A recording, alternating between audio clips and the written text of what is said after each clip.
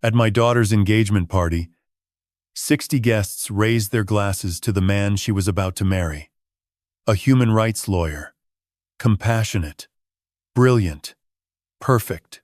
But right in the middle of his toast, Megan gripped my arm and leaned close. "Dad, investigate him." 3 words. No explanation. My blood ran cold because 40 years on the federal bench had taught me one thing. When something looks flawless, the fraud runs deep. Welcome. Before we begin, drop a comment telling us where you are joining from. We love hearing from our global audience.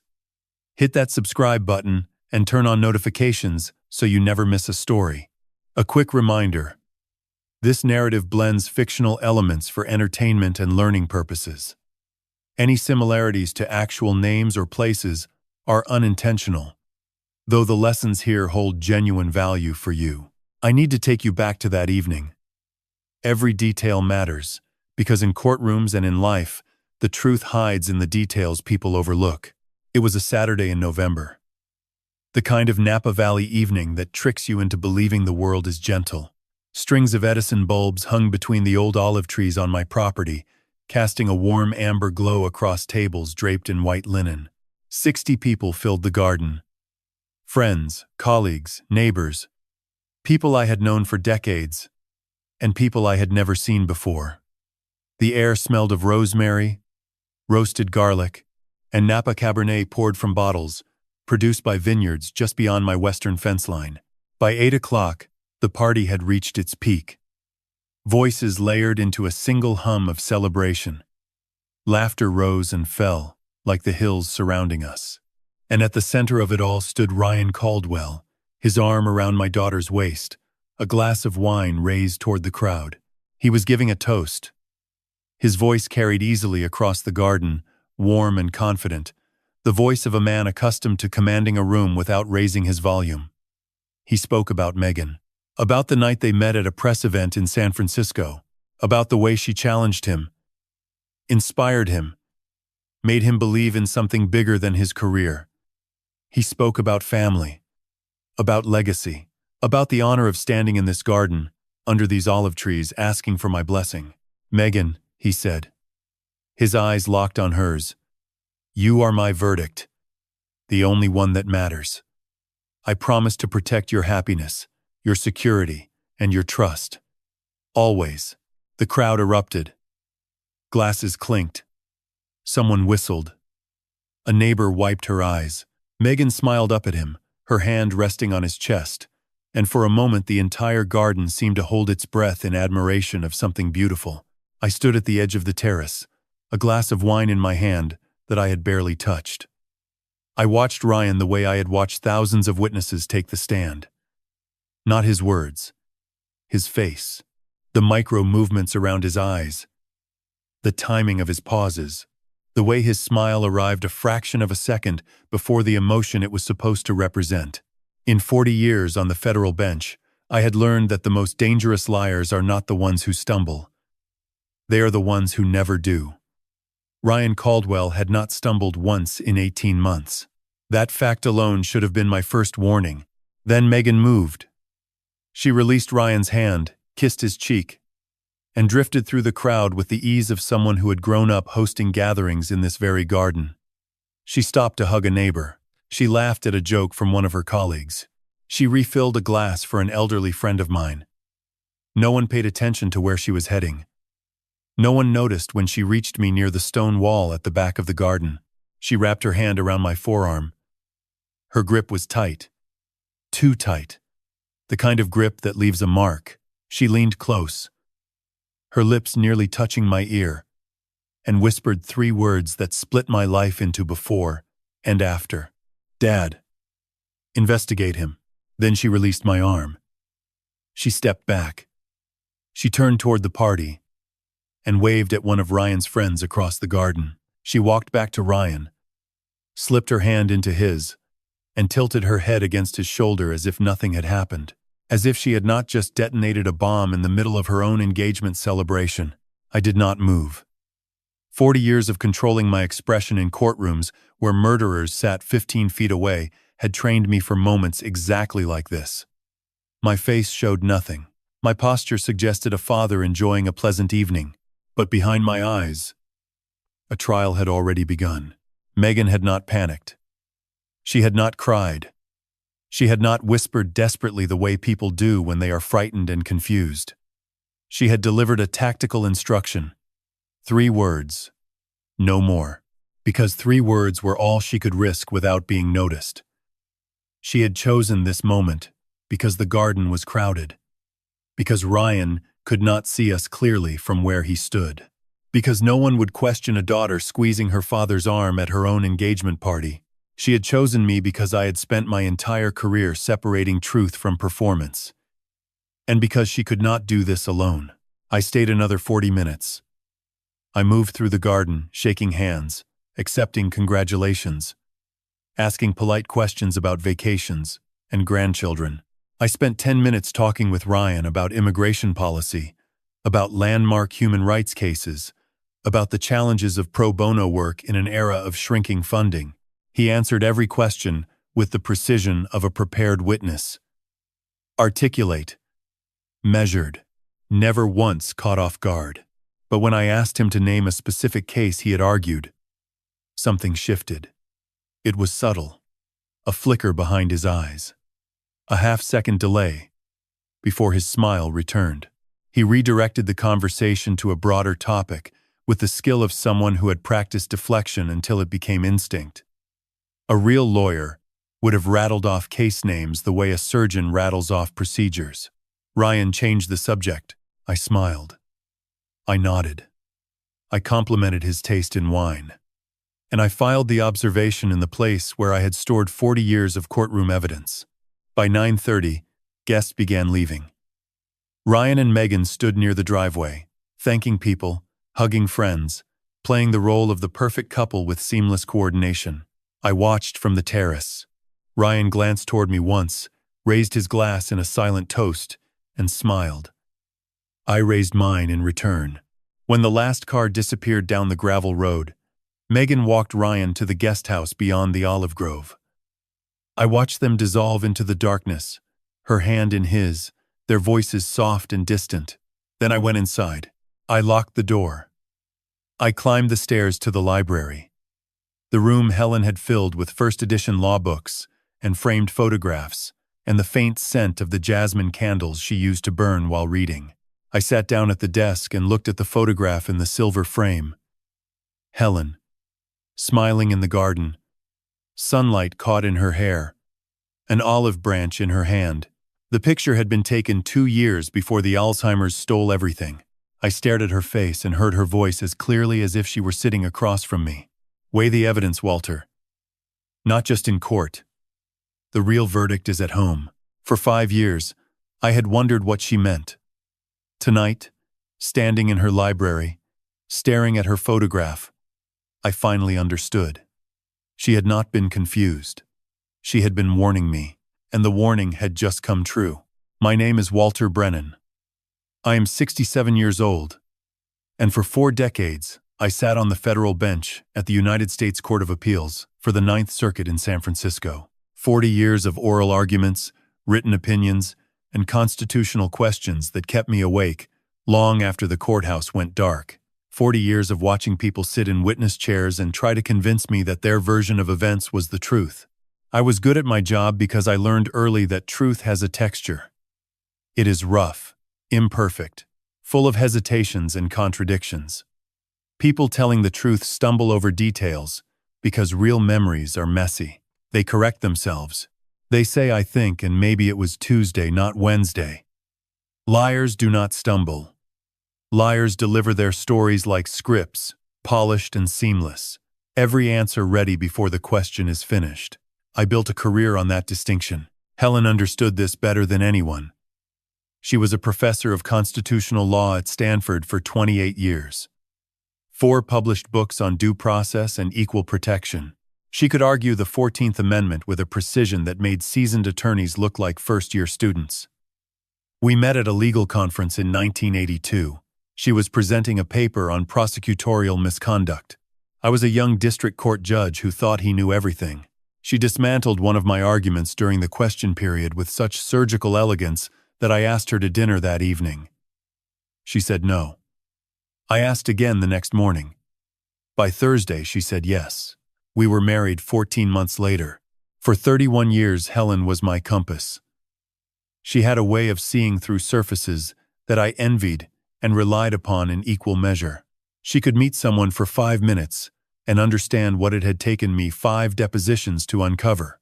We raised Megan in Pacific Heights, San Francisco.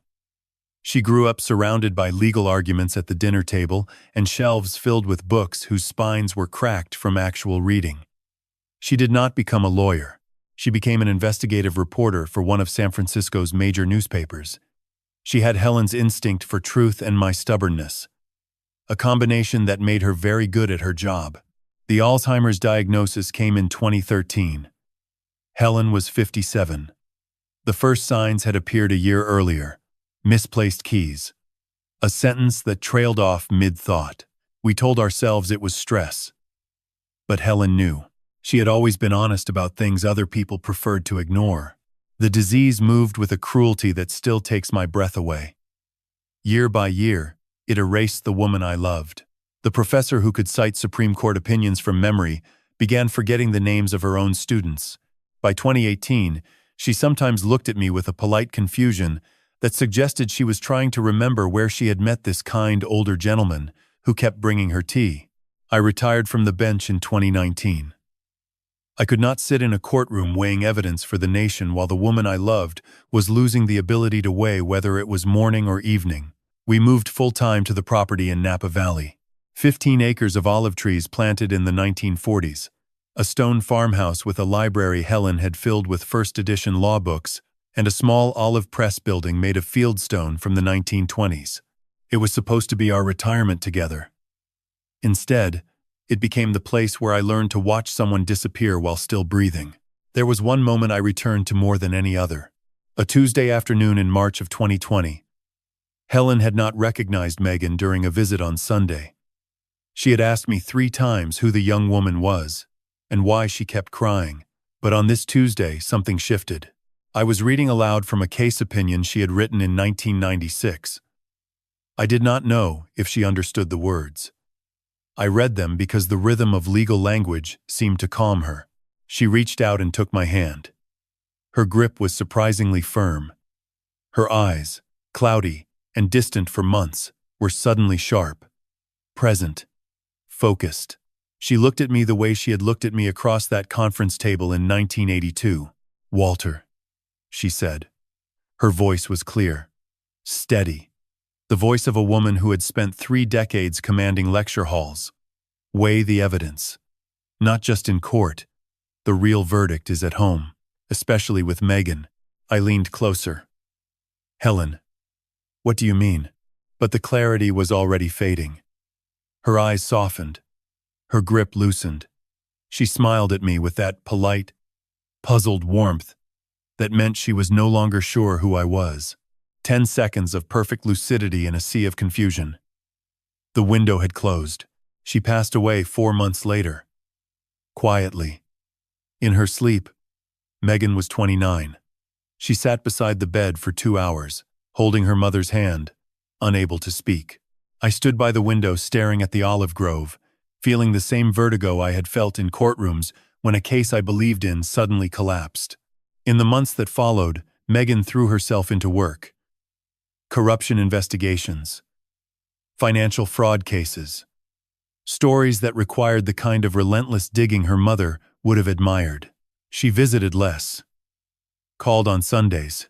She was polite, functional, distant. I recognized the pattern because I had lived it myself. You bury the grief under productivity and call it strength. I kept busy too. The olive grove, Helen's library, the property.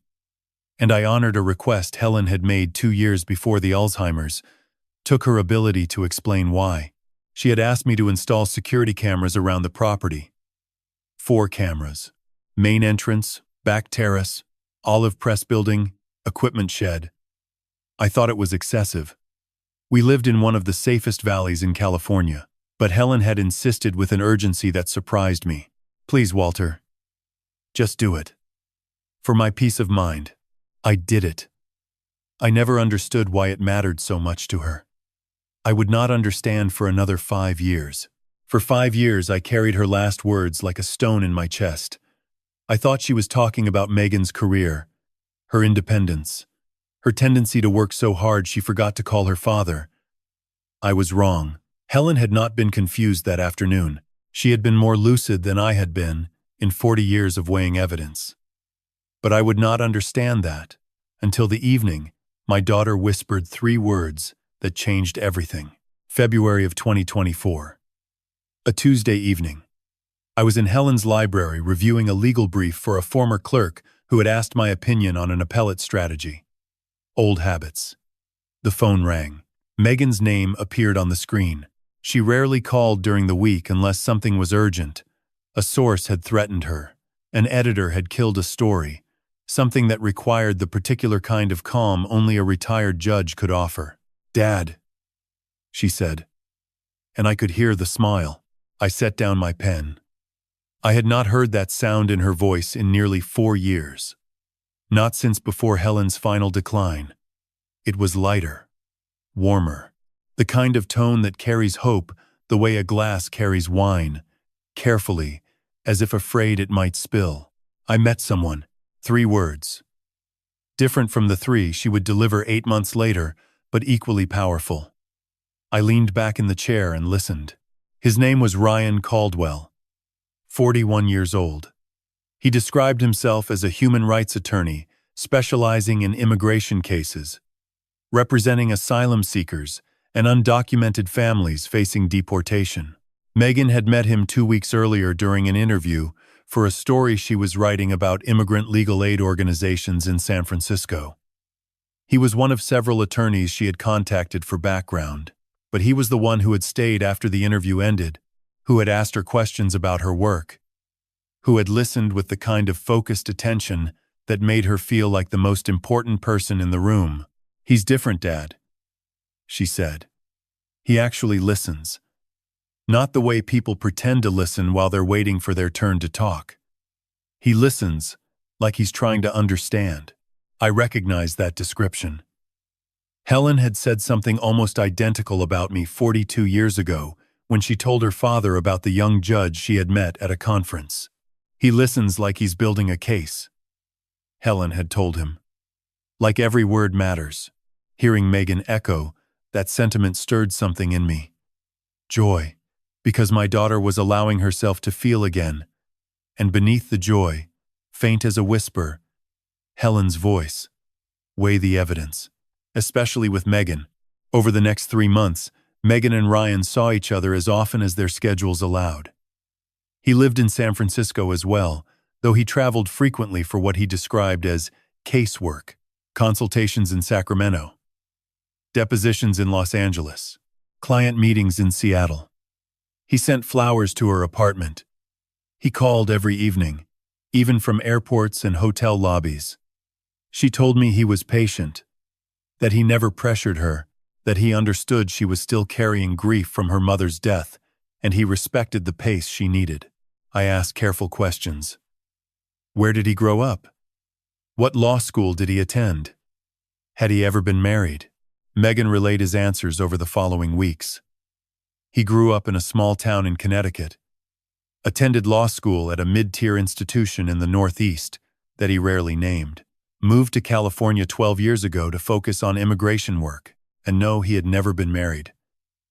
He said he had been waiting for someone who understood that meaningful work mattered more than comfort. That last detail settled in my mind like a stone in still water. A man in his early 40s, financially stable by all appearances, articulate, well-read, passionate about justice, never married. In my experience, both on and off the bench, that combination usually meant one of 3 things. He was genuinely devoted to his work to the exclusion of personal life. He had a pattern of relationships that never survived sustained scrutiny. Or he was constructing a narrative designed to make him appear noble rather than suspicious. But I kept those thoughts silent. Megan was 34 years old. She was brilliant, independent, and more than capable of evaluating the people in her life. She did not need her father cross-examining her boyfriend from 3 counties away, and perhaps I was projecting. 40 years of separating truth from deception had left me with an occupational hazard. I saw fraud everywhere, even where none existed. I questioned motives the way other people questioned restaurant menus, reflexively, habitually, unable to stop. Still, there was a principle I had taught every clerk who ever worked in my chambers. When testimony sounds too polished, ask the question no one has prepared for. The answer will tell you everything. A real witness improvises.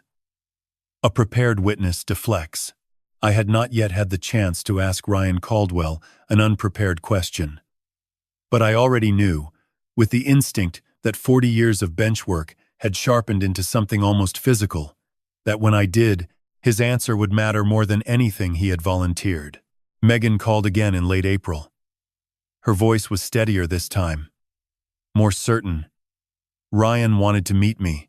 He had told Megan that family mattered to him, that he wanted to do things properly, that he would not feel right about the relationship progressing without her father's knowledge, and, if possible, his respect. The phrasing struck me. Not approval, respect. It was precisely the word a skilled advocate would choose when addressing a judge. Approval implies hierarchy. Respect implies equality. Ryan was positioning himself not as a subordinate seeking permission, but as a peer seeking recognition. It was subtle. It was deliberate. And it was exactly the kind of linguistic precision that made me want to hear him speak in person. I agreed immediately. I suggested he come to the estate the following month for lunch. Megan was delighted. She promised to drive up from the city in the morning to help prepare. After we hung up, I sat in the library for a long time. The evening light came through the windows and turned the spines of Helen's law books to gold. I thought about Megan's happiness. I thought about how long she had carried her grief in silence, how many years she had poured herself into work instead of allowing herself to feel anything that might remind her of what she had lost. She deserved this. She deserved someone who made her feel seen. But I also thought about a rule I had applied in every courtroom I ever sat in. When the testimony is flawless, when every answer aligns perfectly, when the witness never hesitates, never contradicts, never reveals a single crack in the narrative, that is not the mark of honesty. That is the mark of preparation. And preparation, in my experience, always serves a purpose. A man in his early 40s, fighting for human rights, articulate, patient, never married. In 40 years of hearing testimony, I had learned that the most convincing witnesses were not always the most honest ones. They were simply the best prepared. Ryan Caldwell arrived at the estate on a Saturday afternoon in late May, driving a modest sedan and carrying a bottle of Napa Cabernet, priced exactly in the range that suggests thoughtfulness without ostentation. He stepped out of the car, extended his hand, and introduced himself with the kind of measured confidence that comes from years of meeting strangers and making them feel comfortable within seconds. "Judge Brennan," he said. "Thank you for having me." Megan talks about this place like it's sacred ground. He was tall, maybe 6'1", dark hair with the first traces of gray at the temples. He wore chinos and a linen shirt. No tie. Leather shoes that were clean but not new. His handshake was firm without being aggressive. His eyes held mine without wavering. He looked exactly like the kind of man you would trust with your daughter's future. Megan had arrived that morning to help prepare. She set out glasses on the patio, arranged a platter of olives and cheese, moved through the house with the lightness of someone rediscovering a place she had once taken for granted. She was happier than I had seen her in 4 years. She laughed more easily. She touched things gently, the way people do when they are afraid that happiness might bruise if handled roughly. We walked the property before lunch. Ryan asked about the olive trees, their age, their variety, their yield per season. He asked about the history of the farmhouse, about the stone press building, about the years Helen and I had spent restoring the property. He listened to every answer with the attentiveness of a man genuinely interested in understanding. He asked follow-up questions that demonstrated he had processed what I said rather than simply waited for me to finish. He made observations about soil composition and irrigation that suggested he had either done research beforehand or possessed a surprising breadth of general knowledge. He was articulate, polished, and measured in every word. He never interrupted. He never contradicted. He never fumbled for a response. It was, in every respect, a flawless performance. And that was what troubled me. In 40 years on the bench, I had learned to distinguish between people who are naturally at ease and people who have trained themselves to appear so. The difference is almost imperceptible. A naturally comfortable person occasionally hesitates. They lose their train of thought. They say something slightly awkward and laugh at themselves. They are imperfect because comfort is imperfect. A person performing comfort does none of these things. Every gesture lands precisely. Every pause feels calculated. Every response arrives with the timing of a rehearsed monologue. Ryan Caldwell was performing. I was almost certain of it, but I could not prove it. And certainty, without evidence, is just prejudice wearing a judge's robe. We sat on the patio for lunch beneath the canopy of the oldest olive tree on the property. A tree Helen had named Portia, after the Shakespearean character who understood that the quality of mercy was not strained. Ryan complimented the food, the wine, the view. He asked about my years on the bench, about the kinds of cases that had shaped my philosophy, about the difference between justice and law. They were good questions, the kind of questions a legal mind would naturally ask. But when I turned the conversation toward his own practice and asked him to describe a specific immigration case he had recently argued, something shifted. It was brief. A half-second pause, a fractional tightening around his eyes. Then the smile returned, smooth and warm, and he pivoted to a broader discussion about systemic failures in immigration courts. He spoke passionately. He cited statistics. He referenced policy proposals, but he did not name a single case. Not one docket number, not one client's story, not one courtroom. A real immigration attorney carries case stories the way veterans carry scars. They cannot help talking about them, because those cases define them. Ryan spoke about immigration law the way a student speaks about a subject they have studied but never practiced. Fluent in theory, silent on specifics. I filed the observation and moved on. Halfway through lunch, Ryan's phone buzzed. He glanced at the screen, apologized, and excused himself to take the call. He stood and walked toward the far end of the olive grove, his back to us, his phone pressed to his ear. Megan continued eating, unbothered. I watched him through the afternoon light. His posture changed the moment he believed he was out of sight. His shoulders tightened. His free hand cut through the air in short, sharp gestures that suggested impatience or frustration. His voice dropped, but I could hear the edge in it even from 50 yards away.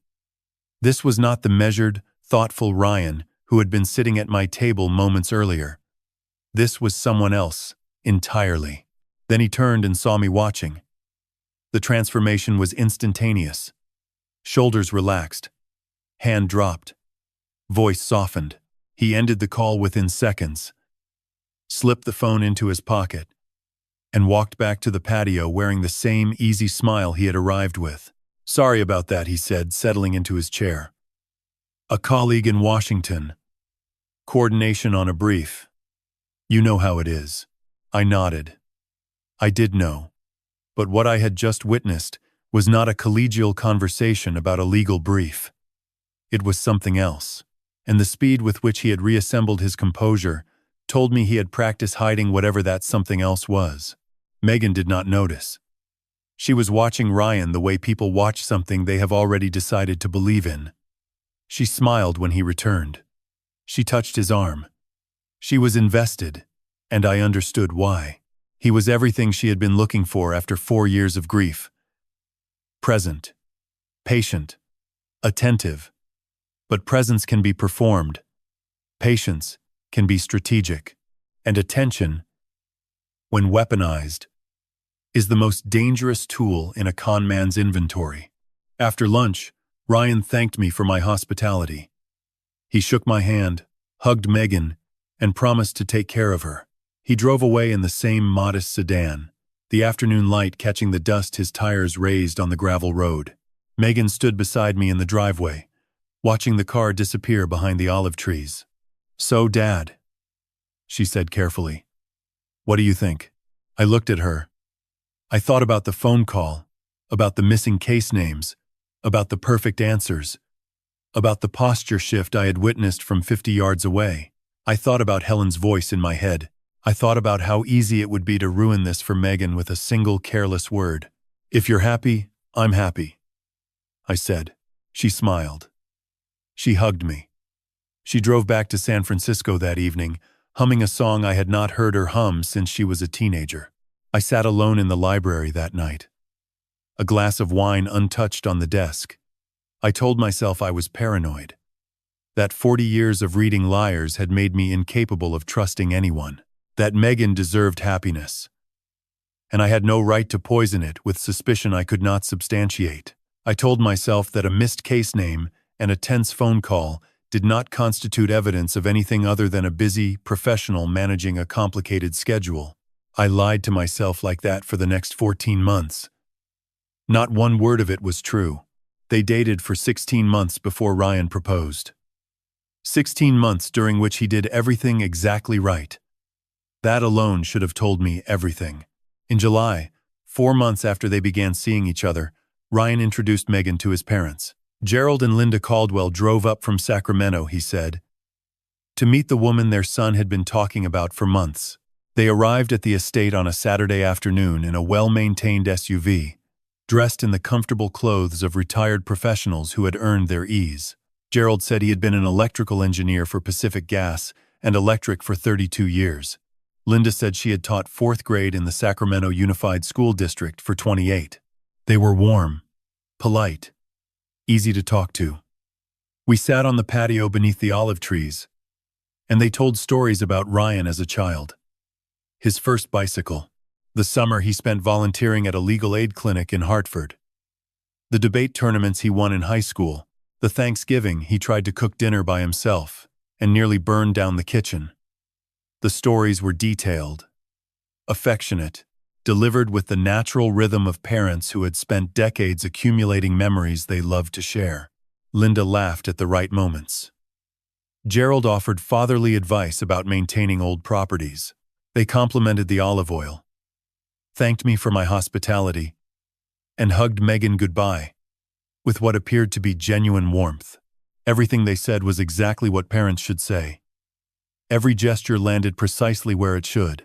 In court, we call this corroborating testimony.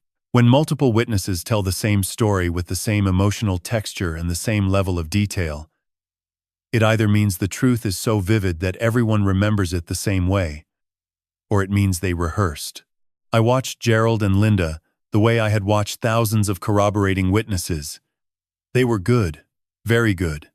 But there was something about the way Gerald deferred to Linda before answering certain questions. A fractional pause, a glance, as if checking whether his answer matched the script. I pushed the thought away. Not every family dynamic was evidence of deception. Some couples simply communicated non-verbally after decades of marriage. Helen and I had done the same thing. I told myself I was projecting 40 years of professional suspicion onto ordinary human behavior. Megan was radiant that afternoon. She had wanted Ryan's parents to like me, and they had. She hugged me in the driveway after they left and said, "Thank you, Dad. This means everything." I held her and said nothing.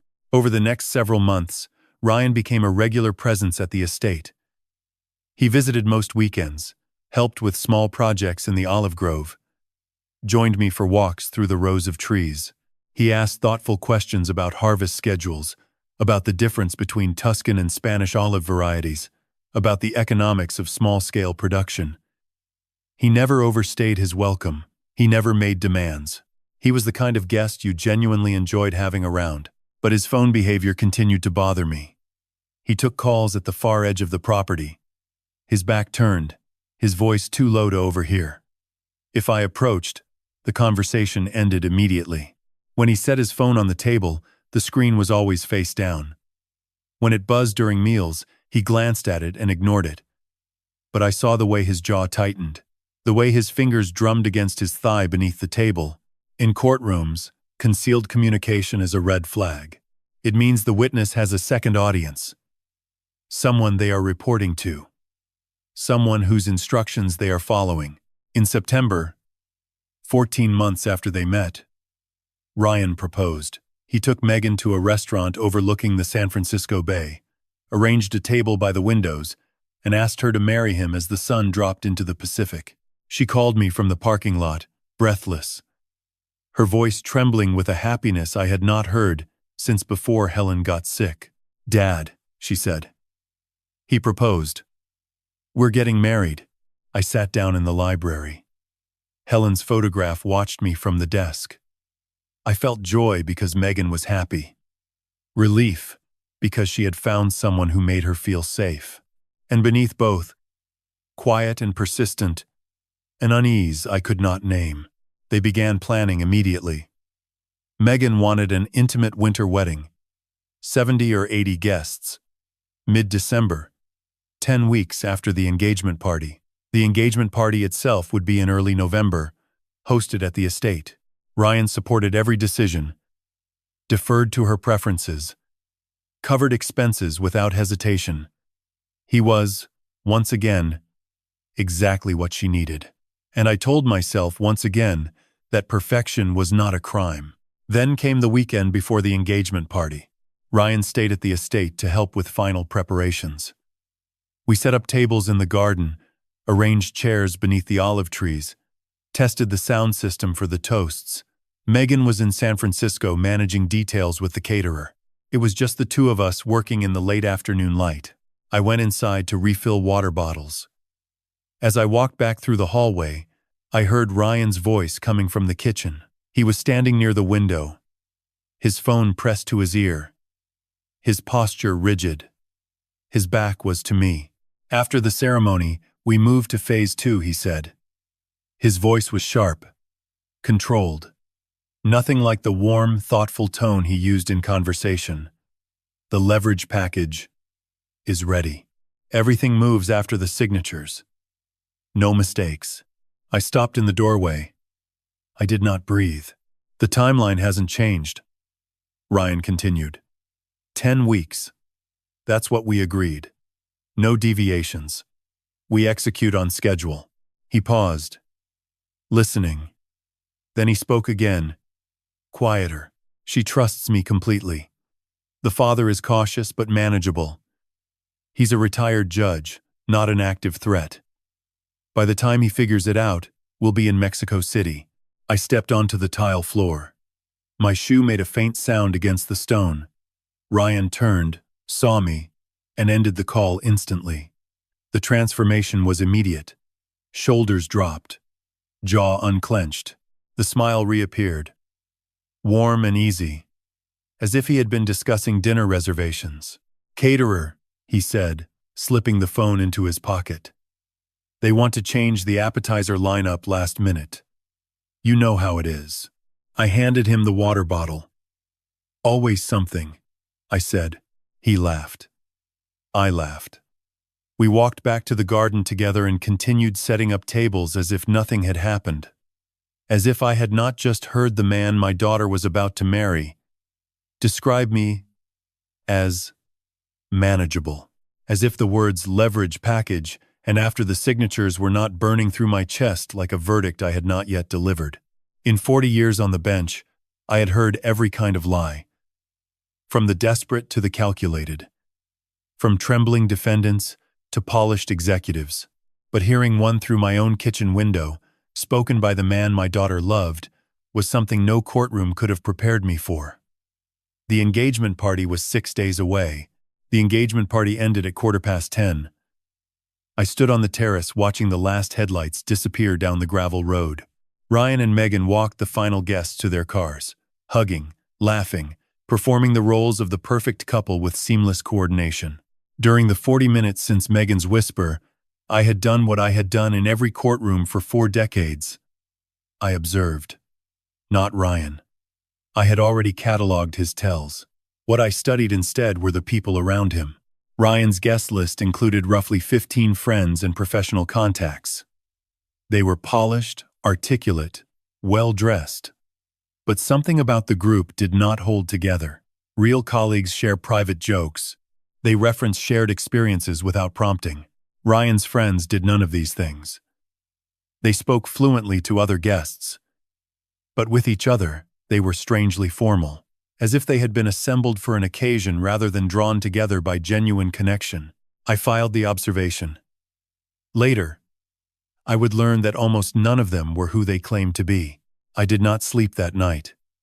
I sat in Helen's library, replaying every detail, the phone calls, the missing case names, the corroborating parents, the friends who did not know each other, the words through the kitchen window. Phase 2. Leverage package. After the signatures. Manageable. At 5:30 in the morning, I texted Megan.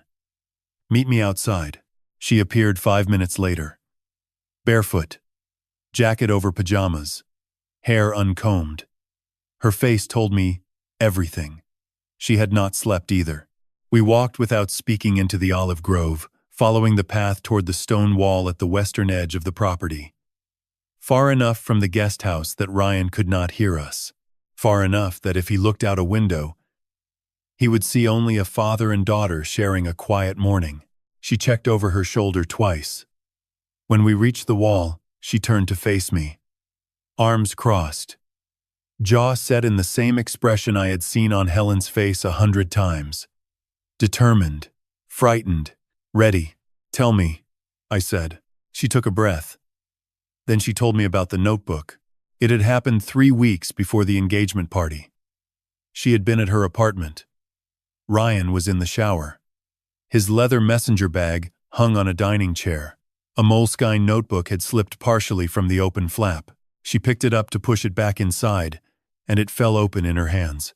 The notebook was filled with meticulous handwriting. Organized. Systematic. The kind of detailed notes that suggested not casual observation, but deliberate intelligence gathering. The first pages contained a diagram of the Brennan family assets, every category listed.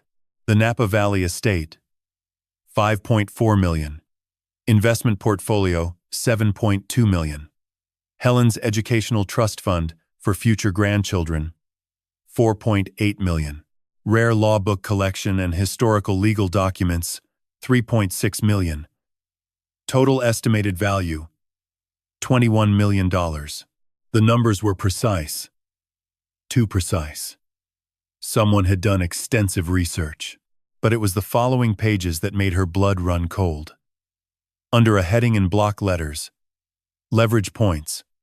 Ryan had listed specific judicial decisions I had made during my career. 3 rulings that had generated controversy. 2 dissenting opinions that drew criticism. Notes about Helen's medical records and Alzheimer's diagnosis. And Megan's own therapy, records from grief counseling after Helen's death. Private information no one outside the family should have possessed. The final page contained a timeline in 3 phases. Phase 1. Marriage and legal access. Phase 2. Deploy leverage package and extract compliance. Phase 3. Trust modification, liquidation, and departure. At the bottom, a single line. Window, 30 days post-ceremony. Exit, Mexico City. She heard the shower turn off. She closed the notebook, pushed it back into the bag, and walked to the kitchen. When Ryan emerged, she smiled. She kissed his cheek. Then she went to the bathroom, locked the door, and pressed her forehead against the mirror, trying to breathe. For 3 weeks, she searched for an innocent explanation. Maybe the notebook belonged to a colleague. Maybe she had misread it. But the phrase deploy leverage package and extract compliance does not appear in any innocent context. You do not write those words if you are planning something legitimate. She had wanted to confront him, but she was afraid she was wrong, afraid she would destroy the relationship over a misunderstanding. Then came the engagement party. She watched me watching Ryan. She saw the careful way I observed him when he thought no one was looking. And she realized she was not paranoid. She realized I had seen something too. You did the right thing, I said. My voice was steady. Inside, I was running through every extortion case I had ever presided over. You are not crazy. You saw exactly what you think you saw. Her eyes were red but dry. What do we do? Confront him? No, I said immediately. Not yet. If he is what I think he is, confrontation without evidence gives him time to disappear. He destroys the notebook, changes his name, finds the next target. We need to know who he really is, what he has done before, and we need evidence that holds up in court. So I have to keep pretending, Megan said. It was not a question. Yes. If he suspects we know, we lose the only advantage we have. She nodded. She had been performing for 3 weeks. She could perform a little longer.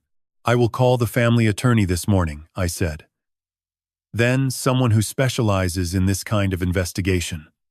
We move carefully. We document everything, and we do not tip our hand until we are ready to deliver a verdict he cannot appeal. Megan looked toward the guest house. Ryan had appeared in the kitchen window, hair damp, pouring coffee. He saw us and waved, smiling. The same confident smile he had worn for 18 months. Megan waved back. So did I. This was not a love story. This was a case file. And my daughter was listed as Exhibit A. The investigation began that morning. I called Frank Murdoch at 6 in the morning. Most people would consider that rude. Frank answered on the second ring, his voice clear and alert, as though he had been waiting for exactly this call. That was Frank, 26 years with the FBI's Financial Crimes Division, had trained him to sleep like a submarine captain.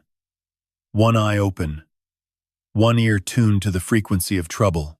I need your help, I said. No preamble, no small talk. Tell me everything, he replied. Frank and I had crossed paths 11 years earlier during the Whitmore racketeering trial. I was the presiding judge. He was the lead forensic investigator. After the verdict, he sent me a handwritten note that read, Your Honor, that was the cleanest bench I've ever testified before. I kept the note in my desk drawer. We had dinner twice a year after that, always at the same Italian restaurant in downtown Napa, always the same corner booth. He retired 3 years ago, moved to a cabin near Lake Berryessa, and spent his days fly fishing and reading Le Carré novels. But I knew the instinct never left him. Men like Frank don't retire. They simply wait. I told him everything. The engagement, the toast, the Moleskine notebook, the 3-phase timeline, the $21 million asset map, the leverage points targeting Helen's medical records, and Megan's therapy file. I recited the details from memory because I had spent the previous night memorizing every line, every abbreviation, every margin note in Ryan's handwriting. When I finished, the line was silent for 8 full seconds. I counted. How soon can you get me copies of that notebook? He asked. Today. Good. Don't confront him. Don't change your behavior. Smile at Sunday dinner. Pass the wine. Be the father. He thinks you are predictable, trusting, manageable. That last word stung. Manageable. It was the same word Ryan had used in his phone call. I swallowed my pride and agreed. By noon, I was sitting in Laura Whitfield's office on 4th Street in downtown Napa. Laura had served as our family attorney for 19 years. She had drafted Helen's trust, revised my estate plan after Helen's diagnosis, and guided Megan through the legal formalities of Helen's care directives. She was 61, silver-haired, and possessed the kind of quiet authority that made younger lawyers lower their voices when she entered a courtroom. I trusted her without reservation. I placed the photocopied pages of the Moleskine notebook on her mahogany desk. She read them in silence, her reading glasses perched low on her nose, her index finger tracing each line the way a surgeon traces an incision path before cutting. When she reached the third page, the phase timeline, she removed her glasses and set them down carefully. "Walter," she said, "this isn't a prenuptial negotiation tactic. This is a blueprint for financial extraction. Whoever wrote this has done it before." She pointed to specific language in the notebook. The term trust modification via co-trustee authority was not casual vocabulary. It was a precise legal mechanism, one that required either the original trustee's consent or a court order. Ryan's plan assumed he would gain co-trustee status through marriage, then leverage the compromising material to ensure my compliance. The timeline gave him 30 days after the wedding ceremony to execute every transfer before disappearing. Laura pulled up the California State Bar database on her computer. She typed, "Ryan Caldwell," and pressed enter. 0 results. She tried variations. R. Caldwell. Ryan M. Caldwell. Ryan Caldwell attorney. And each search returned nothing. She then contacted a colleague at the American Bar Association's National Registry. Within an hour, the colleague confirmed. No attorney named Ryan Caldwell had been admitted to the bar in any of the 50 states. "He's not a lawyer," Laura said, as though pronouncing a verdict. I felt the floor shift beneath my chair. For 14 months, I had watched this man discuss immigration statutes, cite precedents, and describe courtroom strategies with fluency and confidence. He had fooled Megan. He had nearly fooled me. He had certainly fooled everyone at the engagement party. And he was not even a lawyer. Laura advised me to document everything through proper legal channels. She drafted a memorandum of concern, a formal internal record that would establish the timeline of our discovery should the matter eventually reach a courtroom. She also recommended that I not yet inform Megan about the bar search results. "Let Frank build the full picture first," she said. "If you give Megan fragments, she may confront Ryan prematurely. And if he runs, we lose the trail." I hated the logic, but I recognized its wisdom. In 34 years on the bench, I had watched countless cases collapse because a witness acted on emotion before the evidence was complete. Patience was not passivity. Patience was strategy. That evening, Frank called. He had spent the afternoon running Ryan Caldwell's social security number, the one Ryan had provided on the lease agreement for his San Francisco apartment, which Megan had casually mentioned months earlier. The number belonged to a Ryan James Caldwell, who had died in a car accident in Bridgeport, Connecticut, in 2011. He was 23 years old. The man living in my daughter's apartment had stolen a dead man's identity, Frank continued. He had contacted a former colleague at the FBI's San Francisco field office, who ran a preliminary facial recognition scan using a photograph Megan had posted on her Instagram account. The scan returned a partial match, 67% confidence, to a man named Derek Solis, last known address East Los Angeles, with an outstanding warrant in Maricopa County, Arizona, for wire fraud and identity theft. The warrant was 4 years old.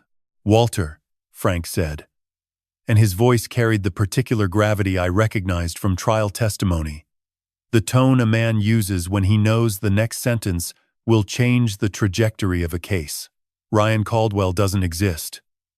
He never did." I stood in my study, the phone pressed to my ear, staring at the framed photograph on my desk, Helen and me on our wedding day, 39 years ago, standing under the oldest olive tree on the property, the one Megan later named Portia. Helen's hand rested on my chest, just above my heart, and she was laughing at something I had said. I could not remember what it was, but I remembered what she told me that night, after the guests had gone and we sat alone in the garden. "Weigh the evidence, Walter. But remember, the real verdict is always at home." The evidence was clear. The verdict was forming. And home, the estate, the olive trees.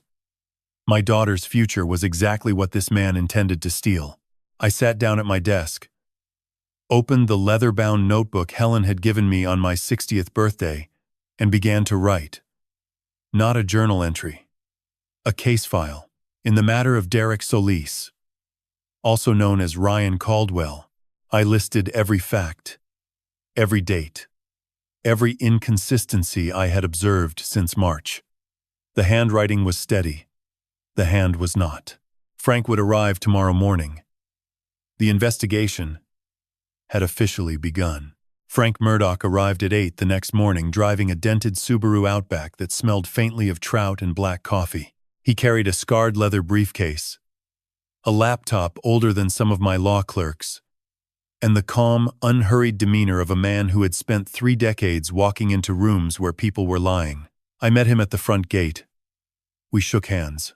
His grip was dry and firm, the handshake of a man who never needed to prove anything. I led him to the study. The curtains were drawn. On my desk, I had arranged the photocopied pages of Ryan's Moleskine notebook, Laura Whitfield's memorandum of concern, the printout of the California State Bar search results, and the leather-bound notebook where I had begun compiling the case file the previous night. Frank surveyed the materials the way a general surveys a battlefield map, silent, systematic, absorbing every detail before speaking. "Start from the beginning," he said. "Not from the notebook."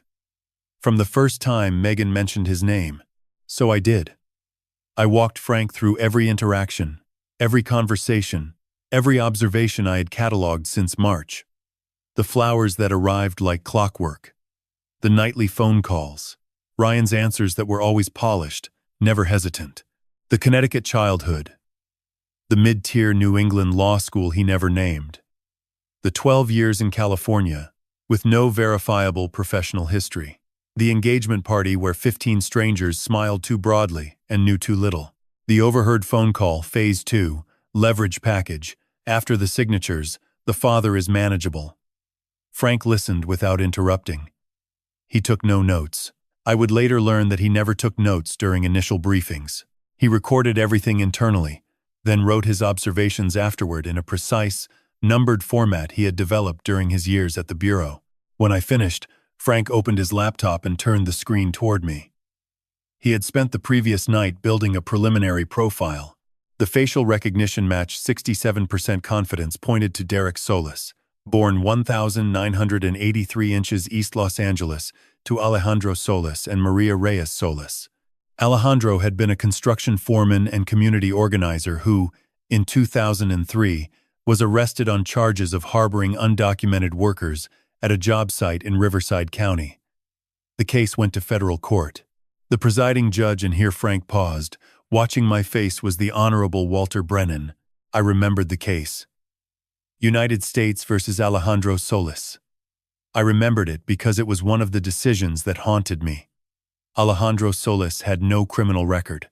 He was a father of 2, a deacon at his local parish, a man who had spent 20 years building a life in a country that alternately welcomed and rejected him. The prosecution argued that he had knowingly employed and concealed 14 undocumented workers. The defense argued humanitarian necessity. I ruled according to the statute. Mandatory minimum. Alejandro Solis received 8 years in federal prison. He died of a heart attack in the Victorville facility, 14 months into his sentence. He was 47 years old. Frank let the silence settle before continuing. Derek Solis, Alejandro's eldest son, was 19 when his father was sentenced. Court records showed that Derek attended every day of the trial. He sat in the 3rd row, directly behind the defense table. After Alejandro's death in custody, Derek dropped out of community college and disappeared from public records for nearly 2 years. He resurfaced in Phoenix, Arizona, in 2007 under the name Carlos Reyes, working as a paralegal at a small immigration firm. By 2009, he had moved to Tucson and reinvented himself again, this time as a financial consultant named Marcus Webb. The Maricopa County warrant stemmed from a wire fraud case in 2020, which a retired schoolteacher named Gloria Hernandez lost $340,000 in a fraudulent investment scheme. Derek vanished before the arrest. He's been building identities for almost 20 years, Frank said. Each one more sophisticated than the last. Carlos Reyes was crude fake Social Security card, rented mailbox, disposable phones, Marcus Webb was better leased office space, printed business cards, created a LinkedIn profile with fabricated endorsements. Ryan Caldwell is his masterpiece. Real social security number from a dead man. A complete digital footprint. A backstory with supporting characters.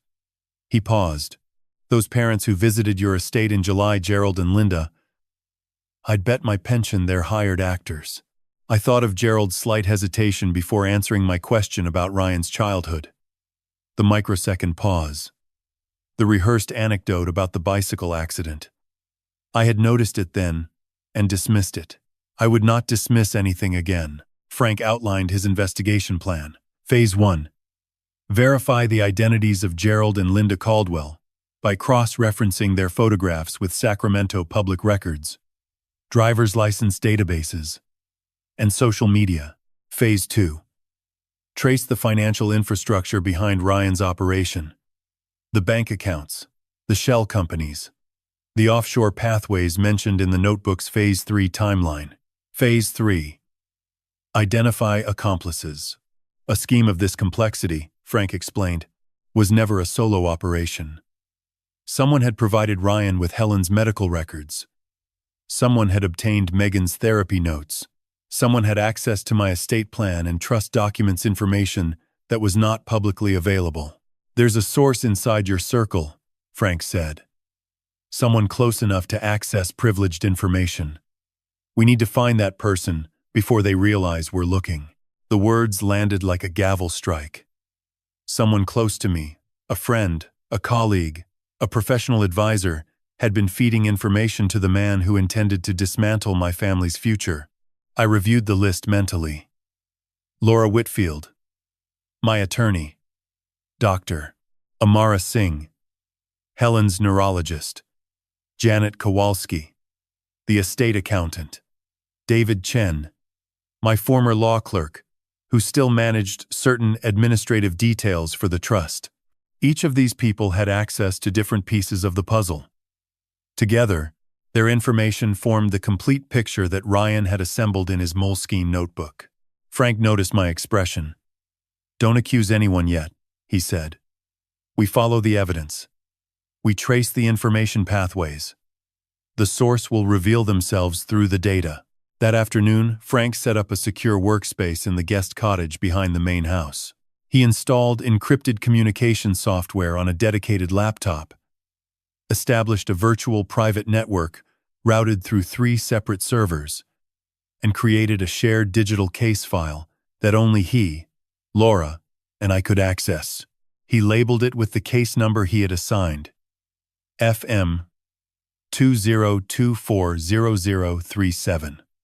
I noticed the numbering suggested this was the 37th case he had worked since retirement. The man who claimed to spend his days fly fishing had apparently been busier than he admitted. Before he left for the evening, Frank stood on the cottage porch and looked out over the olive grove. The November light was fading, casting long amber shadows across the rows of trees.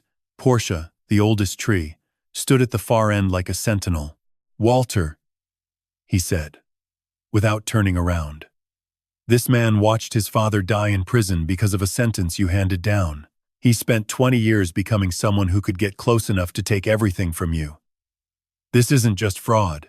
This is revenge. I knew. I had known it from the moment Frank showed me Alejandro Solis's name on the screen. The connection between my courtroom and my daughter's engagement ring was not coincidence. It was architecture. Derek Solis had designed this moment the way an engineer designs a bridge, calculating load, stress, and the precise point of collapse. I stood alone in the study long after Frank's taillights disappeared down the gravel road. On my desk, the case file grew thicker. Beside it, Helen's photograph watched from its silver frame. I could almost hear her voice, calm and certain, cutting through the noise of my thoughts. Weigh the evidence, Walter. I was weighing it. And the scales were tipping towards something far darker than I had imagined. Frank's investigation moved with the quiet precision of a man who understood that speed without accuracy was just noise. Within 72 hours of setting up in the guest cottage, he had assembled a digital mosaic of Derek Solis's 20-year journey, from a grieving teenager in East Los Angeles to the polished con artist sitting in my daughter's living room in San Francisco. The first breakthrough came from Gerald and Linda. Frank had photographed them during their July visit using the estate's perimeter security cameras, the same cameras Helen had insisted on installing in 2018, 2 years before her diagnosis, because she said a judge's home should never be unguarded. I had thought it excessive at the time. Now those cameras were producing evidence. Frank ran the images through a commercial facial recognition service available to licensed investigators. Gerald's photograph matched a man named Ray Horton, 64, a retired community theater actor from Sacramento who had appeared in 17 local productions between 2005 and 2019, including a staging of 12 Angry Men in which he played juror number 8. Linda matched Patricia Dominguez, 59, a former real estate agent whose license had been suspended in 2017 for misrepresentation. Both had been paid through a Venmo account registered to a shell entity called Caldwell Family Services LLC, incorporated in Nevada 6 months before their visit. Professional supporting cast, Frank said, spreading the printouts across the cottage desk. He hired actors to play his parents. That takes funding, planning, and a level of confidence that tells me this isn't his first full production run. The second breakthrough came from Laura Whitfield. She had quietly contacted colleagues across 4 states, inquiring about similar schemes targeting high-net-worth families through romantic infiltration. Within a week, she received 3 responses. The first came from a retired estate attorney in Phoenix, who remembered a case in 2015 involving a man named Carlos Reyes, who had courted the daughter of a real estate developer. The relationship lasted 11 months before the family discovered that Reyes had forged power of attorney documents. The developer lost $1.2 million before the scheme collapsed. Carlos Reyes disappeared. No arrest was made. The second response came from Denver. In 2017, a woman named Rebecca Sinclair, a 34-year-old veterinarian, and the only child of a wealthy ranching family in Douglas County, became engaged to a man calling himself Marcus Webb. Webb presented himself as a financial consultant, specializing in agricultural investments. Over the course of their 8-month engagement, he gained access to the family's ranch accounts and initiated a series of transfers totaling $2.8 million to offshore accounts in the Cayman Islands. When Rebecca discovered the transfers, Webb vanished. 6 weeks later, Rebecca Sinclair took her own life. She was found by her father in the barn where she had grown up riding horses. She left no note. Laura told me this in her office. Her voice steady, but her hands folded tightly on the desk. I sat in the leather chair across from her and felt something shift inside my chest. Not anger, not fear, but a cold, crystalline clarity. Rebecca Sinclair was not a statistic.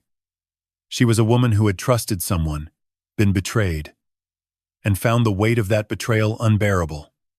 She was someone's daughter. She could have been mine. The third response arrived from Atlanta. In 2019, a retired surgeon named Dr. Howard Garrett reported that his son's fiancé, a woman named Elena Varga, had attempted to redirect $4.1 million from a family medical trust into a network of shell companies registered in Panama. The scheme was intercepted when Dr. Garrett's accountant noticed irregular authorization signatures. Elena Varga disappeared before charges could be filed. Frank cross-referenced the shell company structures from all 3 cases and found overlapping registration agents, identical incorporation timelines, and a shared offshore banking correspondent in Mexico City. Same architect, Frank said. Different faces, different names, but the same blueprint every time. Romantic infiltration, asset mapping, trust manipulation, offshore extraction, and a clean exit before the victims understand what happened. He pointed to the Mexico City connection. This is his escape route. It was in 2015. It was in 2017. It was in 2019. And it's in his notebook right now. He funnels everything through Mexico City, then disperses it across Central American and European accounts. I asked the question that had been circling my mind since the previous night. Is he working alone? Frank leaned back in his chair and crossed his arms. No. The Elena Varga identity in Atlanta, that was a woman. Either Derek has a female partner, or he's part of a network. The registration agents in Nevada and Panama overlap too precisely for independent operations. Someone is providing infrastructure, legal filings, banking access, identity documents, someone with professional expertise. He pulled up a name on his laptop. Vanessa Caldwell, the registered agent for Caldwell Family Services, LLC, in Nevada. The name appeared again as a signatory on two of the Panamanian shell companies connected to the Atlanta case. Frank had found no photograph, no driver's license, no social media presence, only a mailing address in Reno that corresponded to a commercial mail forwarding service. Ghost, Frank said. But a ghost who knows corporate law, offshore banking, and identity fabrication. This person is the operational backbone. I stood and walked to the window of the guest cottage. The November rain had started soft, persistent, turning the olive grove into a watercolor of gray and silver. Portia's branches bent slightly under the weight of the water, but her trunk held firm. She had survived droughts, freezes, and a wildfire in 2008 that scorched everything within 200 yards of her canopy. She was still standing. That evening I made a decision. I called Rachel Dominguez, the special agent in charge at the FBI's San Francisco field office. Frank had recommended her. They had worked together on a securities fraud case in 2016. And he described her as the most disciplined agent I've ever partnered with, and the least impressed by politics. I explained the situation in broad terms. Agent Dominguez listened, asked 4 precise questions, and agreed to open a preliminary inquiry under federal wire fraud and identity theft statutes. Judge Brennan, she said before hanging up, do not engage the subject. Do not alter your routine. And do not tell your daughter anything she doesn't already know. If this man senses any change in the environment, he will disappear. And based on what you've described, he's very good at disappearing, I promised. Then I sat alone in the study and opened the case file to a fresh page. I wrote the names of the victims in a column on the left side. The Phoenix developer, Rebecca Sinclair, Dr. Howard Garrett. Beside each name, I wrote the amount stolen and the damage inflicted. At the bottom of the column, I wrote Megan's name. Beside it, I wrote, not yet. Not ever. The rain continued through the night. In the morning, Frank would begin tracing Vanessa Caldwell, and somewhere in San Francisco, Derek Solis was sleeping peacefully beside my daughter, dreaming of the 30-day window that he believed would open in December. He did not know that the window was already closing. December arrived with the kind of cold silence that settles over Northern California wine country like a held breath. The vineyard workers had finished the late harvest. The olive press sat idle in the barn. The estate felt suspended between seasons, waiting, as I was, for what came next. Megan drove up from San Francisco on the first Saturday of the month. She came alone. Ryan, she explained, had a client emergency, an asylum case, requiring immediate attention in Sacramento. I nodded and said nothing. Frank had already confirmed that no immigration hearing was scheduled in Sacramento that week. There were no hearings because there were no clients, no practice, no law degree. Ryan Caldwell was in San Francisco, but not at any courthouse. Frank's surveillance placed him at a cafe on Valencia Street, meeting a woman for 2 hours and 14 minutes. The woman paid in cash and left in a gray Audi with Nevada plates. Frank photographed the plates. The registration traced to a leasing company in Reno, the same city where Vanessa Caldwell's mail forwarding address was located. The threads were converging. Megan and I spent Saturday morning walking through the olive grove. She wore Helen's old gardening jacket, a faded green canvas coat with soil stains on the cuffs that Helen had refused to wash because she said the stains were proof of honest work. Seeing Megan in that jacket produced a sensation I can only describe as temporal vertigo. My daughter, wearing my wife's coat, walking the same rows Helen had walked, carrying the same trust in her eyes that Helen had carried. The resemblance was almost unbearable. "Dad," Megan said, stopping beneath Portia. I need to tell you something. I waited. Ryan asked me to add his name to the estate trust. He said it was standard for married couples. He said it would simplify the tax structure after the wedding. She watched my face carefully. I understood in that moment that Megan was not naive. She was testing me. She had brought me this information deliberately. The way a prosecutor introduces a piece of evidence, not because she believed Ryan's explanation, but because she wanted to see how I would respond. What did you tell him? I asked. I told him I'd think about it. Then I called Laura Whitfield and asked whether adding a spouse as co-trustee was standard practice. And Laura said it was possible but unusual, especially before a marriage had legally taken place. She said most estate attorneys would advise against it. Megan paused. She also said something strange. She said, "Your father and I have been discussing some irregularities." She wouldn't elaborate. I made a decision in that moment. One I had been resisting for weeks. Megan deserved the truth. Not fragments, not implications, not the careful rationing of information that Laura and Frank had recommended. My daughter had found the notebook. My daughter had whispered those 3 words at the engagement party. My daughter had brought me every piece of evidence that had launched this investigation. She was not a witness to be managed. She was my partner in this. We sat on the stone bench beneath Portia, and I told her everything. Derek Solis. Alejandro Solis.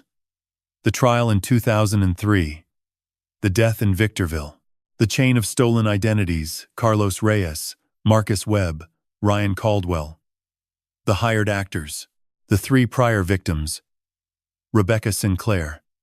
The FBI's preliminary inquiry. Vanessa Caldwell. The ghost.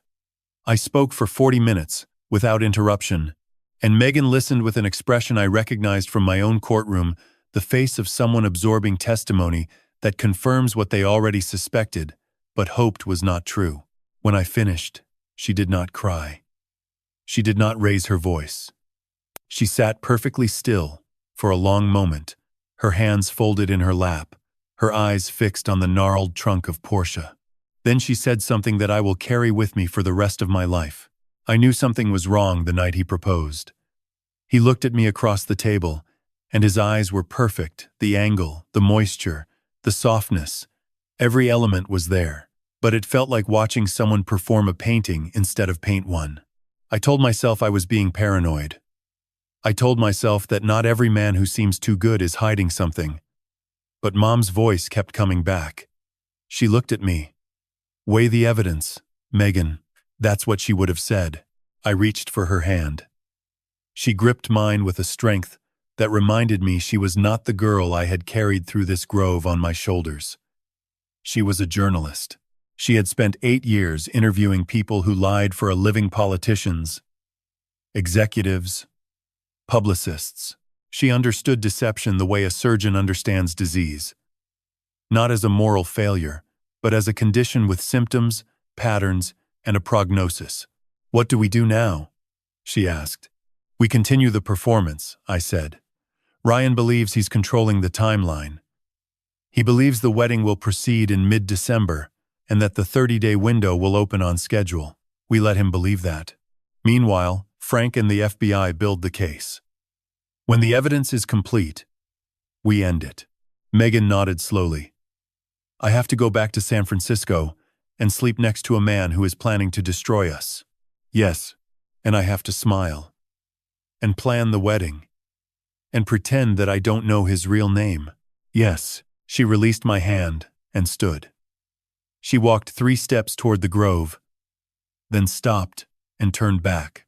The late afternoon light caught her face at an angle that made her look exactly like Helen in the photograph on my desk, the same jawline, the same quiet ferocity. I can do it, she said. But I need you to promise me one thing, anything. When this is over, we don't just stop him. We find every person he's hurt, every family, every Rebecca Sinclair, and we make sure the world knows what happened to them. I promised. It was the easiest promise I had ever made, and the heaviest. That evening, after Megan left, Frank called with an update. The gray Audi from the Valencia Street Cafe had been traced to a leasing company called Pacific Ridge Holdings, incorporated in Reno, Nevada. The company's registered agent was Vanessa Caldwell, but Frank had pushed further. He obtained the lease application for the Audi, which required a driver's license. The license belonged to a woman named Vanessa Solis, born 1989, East Los Angeles, California, daughter of Alejandro Solis and his second wife, Carmen Vega, half-sister of Derek Solis. "It's a family operation," Frank said. "Brother and sister.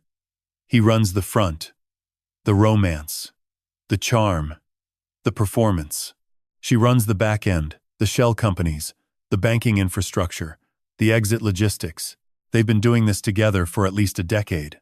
I closed my eyes. The architecture of this scheme was no longer abstract. It was personal, generational, and rooted in a grief I had caused. Alejandro Solis died in my courtroom's consequence. His children had spent their adult lives building a machine designed to deliver retribution not through violence, but through the precise, surgical destruction of the families they held responsible. I opened the case file and added a new name: Vanessa Solis, alias Vanessa Caldwell. Below it, I wrote the question that now consumed me. Who else is inside? The answer was closer than I imagined. The insider revealed himself on a Tuesday. Not through a dramatic confession or a careless mistake, but through something far more mundane, a scheduling conflict. David Chen had been my law clerk for 3 years during my final term on the bench. He was meticulous, brilliant, and possessed the rare ability to anticipate a judge's reasoning before the judge himself had fully articulated it.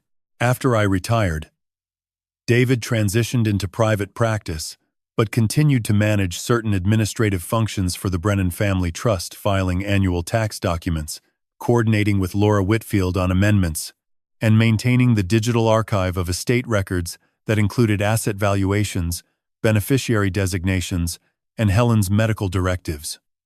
He had access to everything. Frank discovered the connection through banking records. Pacific Ridge Holdings, the Reno-based leasing company linked to Vanessa Solis, had made 11 payments over 14 months to a consulting firm called Eastgate Legal Solutions, registered in Oakland, California. The firm had one employee, David Chen. The payments ranged from $3,500 to $7,200 each, totaling $61,400. They were labeled as research consulting fees in the company's books. But Frank found no corresponding work product, no invoices, no client agreements. The money flowed in, and nothing flowed out except information. Frank laid out the evidence on the cottage desk: bank statements, wire transfer confirmations, corporate filings, and let me absorb it in silence. I stared at David's name on the Eastgate registration document and felt something fracture inside me that I had not known was still intact. I had written David a recommendation letter for his bar admission. I had attended his wedding. I had held his firstborn daughter at her christening and given a toast about the future of justice being safe in hands like his. And for 14 months, those hands had been feeding my family's most intimate details to the man who intended to rob us. "How long?" I asked. Based on the payment timeline, the first transfer from Pacific Ridge to Eastgate occurred in September 2023, 6 months before Megan met Ryan. Frank paused to let the implication register. "Derek didn't find your daughter by accident, Walter. He was introduced to her world by someone who already knew the terrain." David provided the map. The architecture became clear. David had supplied Derek with the complete blueprint of the Brennan family's financial and personal vulnerabilities. The trust structure, the asset valuations, Helen's Alzheimer's diagnosis, Megan's therapy history, my judicial record, including the Solis case, and most critically Megan's daily patterns, her social circles, and the San Francisco neighborhoods where she worked and lived. Derek had used this intelligence to engineer what appeared to be a chance encounter at a gallery opening in the Mission District, where Megan had been interviewing an artist for a feature story. Nothing about their meeting was accidental. Every detail had been choreographed using information David Chen had sold for $61,400. I asked Frank the question that burned hottest. Why? Frank had anticipated this. He opened a second file on his laptop. David Chen had accumulated $340,000 in student loan debt from law school. His private practice generated modest income enough for rent and basic expenses, but not enough to service the debt, which had been growing since deferment ended in 2021. In August 2023, David received a letter from his loan servicer threatening wage garnishment. 1 month later, the first payment from Pacific Ridge arrived. He didn't do it for ideology, Frank said. He did it for money. The oldest reason in the world. I wanted to feel rage. I searched for it the way a man searches for a tool he knows should be in the drawer. But what I found instead was a weariness that settled into my bones like winter fog. David Chen was not a villain. He was a man who had been crushed by debt, approached at his most vulnerable moment, and offered a transaction that probably seemed harmless at first. Share some public record information, collect a fee, look the other way. By the time he understood what the information was being used for, he was already complicit. The trap that Derek Solis built for my family was the same trap he had built for David. Incremental, invisible, and irreversible by the time you noticed the walls. But understanding the cause did not excuse the consequence. David's information had led Derek to Megan. Derek's courtship had led to an engagement. The engagement was designed to lead to a marriage that would open a 30-day window for the systematic liquidation of everything Helen and I had built over 4 decades. And somewhere in Denver, a woman named Rebecca Sinclair was dead because the same machine had operated without interruption. I called Laura Whitfield. She arrived within the hour, read Frank's evidence, and immediately drafted a motion to remove David Chen from all fiduciary roles related to the Brennan family trust. She also contacted Agent Dominguez at the FBI, who confirmed that David's financial records would be subpoenaed as part of the expanding federal investigation. The case file now included wire fraud, identity theft, conspiracy to commit financial elder abuse, and accessory charges that could carry 15 to 20 years.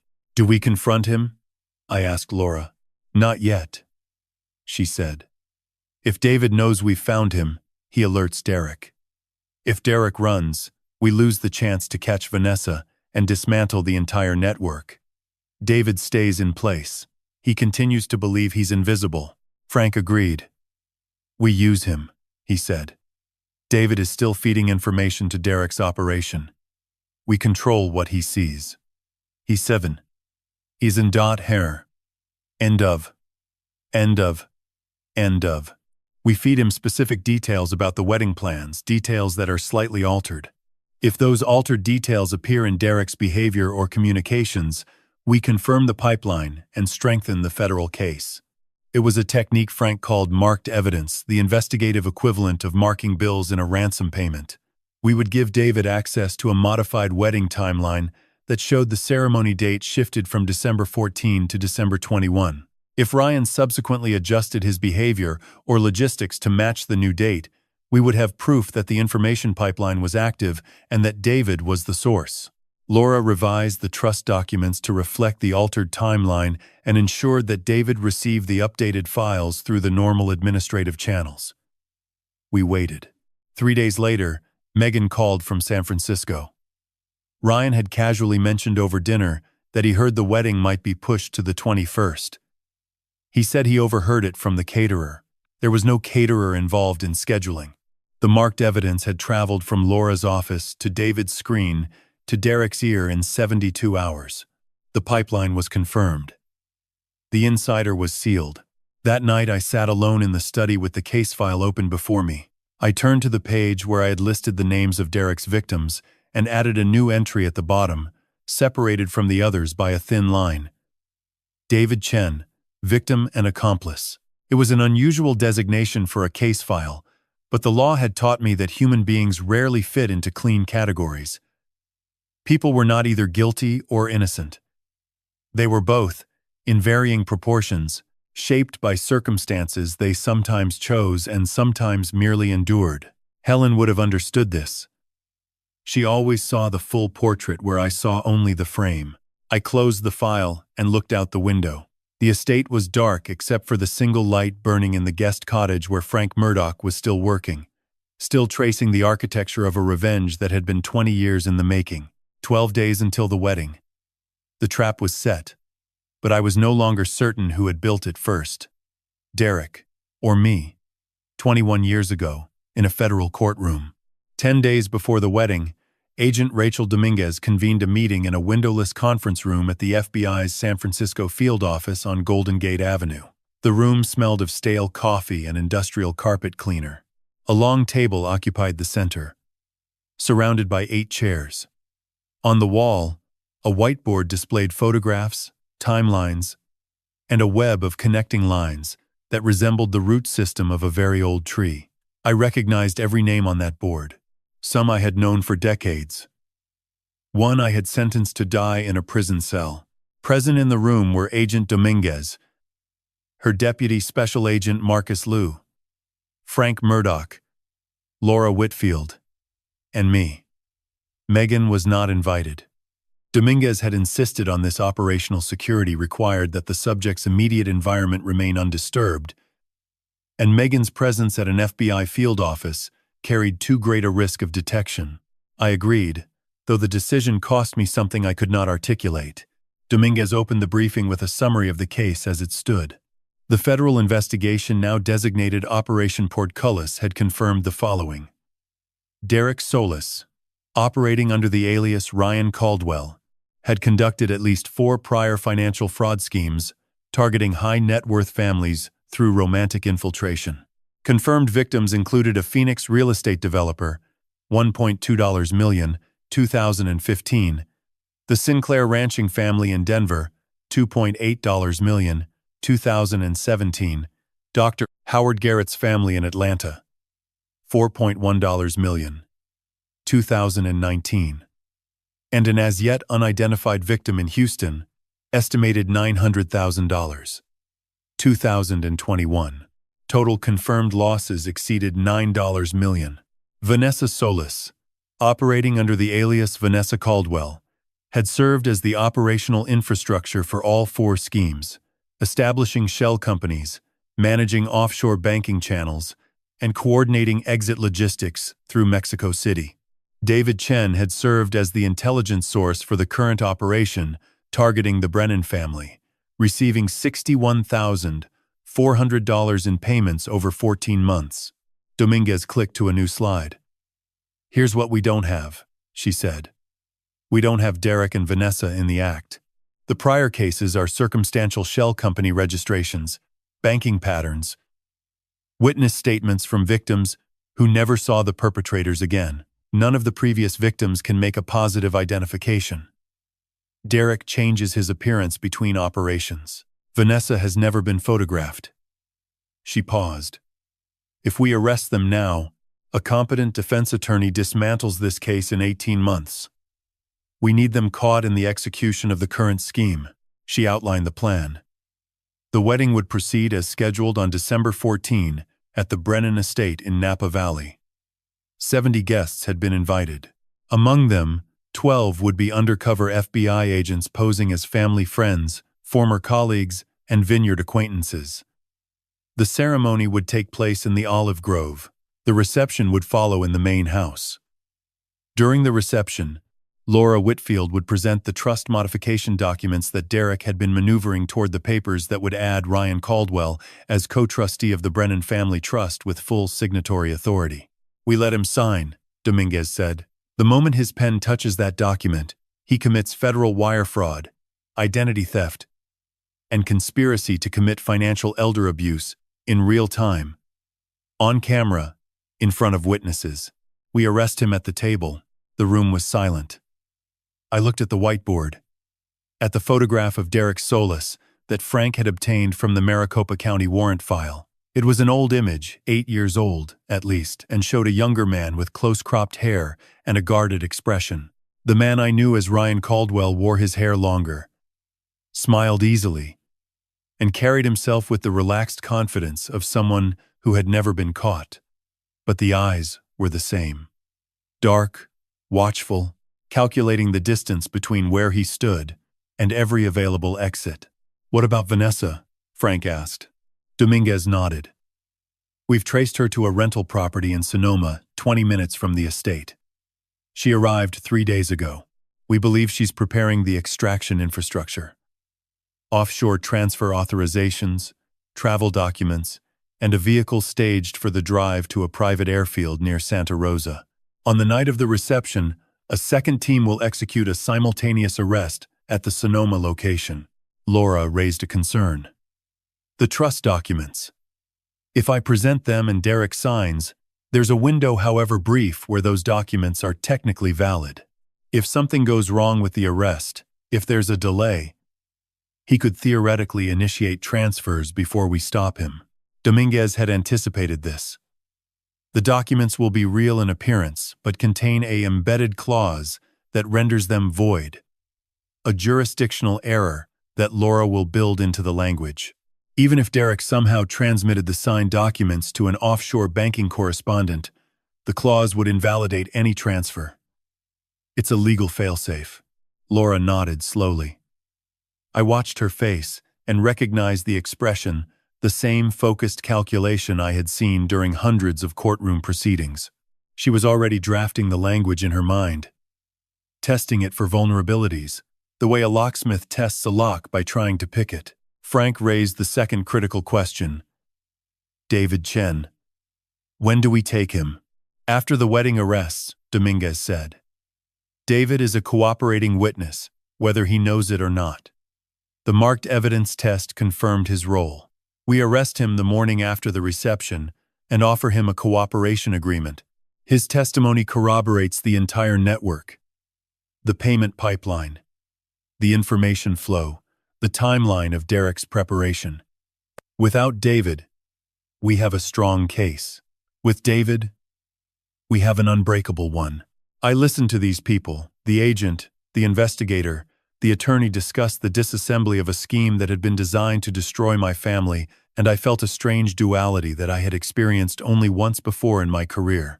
It was the sensation of being simultaneously inside and outside a case. I was the presiding authority and the victim, the judge and the plaintiff, the man who understood procedure and the father who wanted to walk into his daughter's apartment and drag Derek Solis out by his collar. I chose procedure. I had always chosen procedure. It was the architecture I trusted most. That evening I drove back to the estate and found Megan waiting in the kitchen. She had spent the day finalizing the seating chart for the reception. 70 names arranged in careful clusters around 10 tables, each placement considered for conversational chemistry and family dynamics. She did not know that 12 of those names belonged to federal agents. She did not know that Table 7, positioned nearest to the trust signing area, would be occupied entirely by members of the FBI's Financial Crimes Task Force, wearing borrowed suits and rehearsed smiles. "How does it look?" she asked, holding up the chart. I studied the arrangement. Table 1. Walter Brennan, Megan Brennan, Ryan Caldwell, Laura Whitfield, and 2 of Ryan's supposed colleagues. Table 7. 6 strangers my daughter had never met, seated close enough to intervene in under 4 seconds. "It looks perfect," I said. Megan smiled. It was the smile of a woman carrying a weight she had agreed to carry, performing a role she had agreed to perform, trusting a plan she could not fully see. I recognized that smile. Helen had worn it during the years of her diagnosis, the smile that said, "I know what's coming, and I choose to stand anyway." 4 days. In 4 days, 70 people would gather beneath the olive trees to celebrate a wedding that would never happen. A man would sign a document that would seal his own conviction. A woman 20 minutes away would be handcuffed beside a suitcase, packed for a country she would never reach. And my daughter would remove a ring from her finger and place it on a table and walk away from the most elaborate lie ever constructed around her heart. I stood at the kitchen window and looked out at Portia, her branches bare in the December darkness, her trunk solid against the cold. 4 days. December 14 arrived under a sky the color of hammered pewter. I woke at 4:47 a.m., 13 minutes before the alarm, and lay still in the darkness, listening to the silence of a house that would not be silent again for a long time. The estate had been transformed over the previous 3 days. White chairs stood in precise rows beneath the olive trees. A canopy of sheer fabric stretched between Portia and the 3 younger trees flanking her, creating an aisle that led to a wooden arch draped in winter jasmine. Caterers had staged the reception inside the main house, 10 round tables dressed in ivory linen, each centered with a low arrangement of olive branches and white ranunculus. It looked like a wedding. It was designed to look like a wedding. By 7, the operations team was in position. Frank Murdoch monitored from the guest cottage, where 3 screens displayed live feeds from cameras concealed in the olive grove, the main house foyer, and the reception hall. Agent Dominguez coordinated from a mobile command vehicle parked behind the barn, disguised as a catering supply truck. The 12 undercover agents arrived in pairs throughout the morning, greeting me warmly, shaking my hand, playing their roles with the practiced ease of professionals who understood that the most effective surveillance looked exactly like a dinner party. I dressed in the suit Helen had helped me choose for Megan's college graduation, dark navy, single-breasted, with a pale blue pocket square that Helen had folded herself. I had not worn it since. Putting it on felt like donning armor made of memory. I checked myself in the mirror and saw a man who looked composed. The tremor in my left hand told a different story. Megan arrived at 9. She stepped out of a black sedan and stood for a moment in the gravel drive, looking up at the estate as though memorizing it. She wore a simple white dress, not the elaborate gown she had originally chosen, but a quieter piece she had selected 2 days earlier without explanation.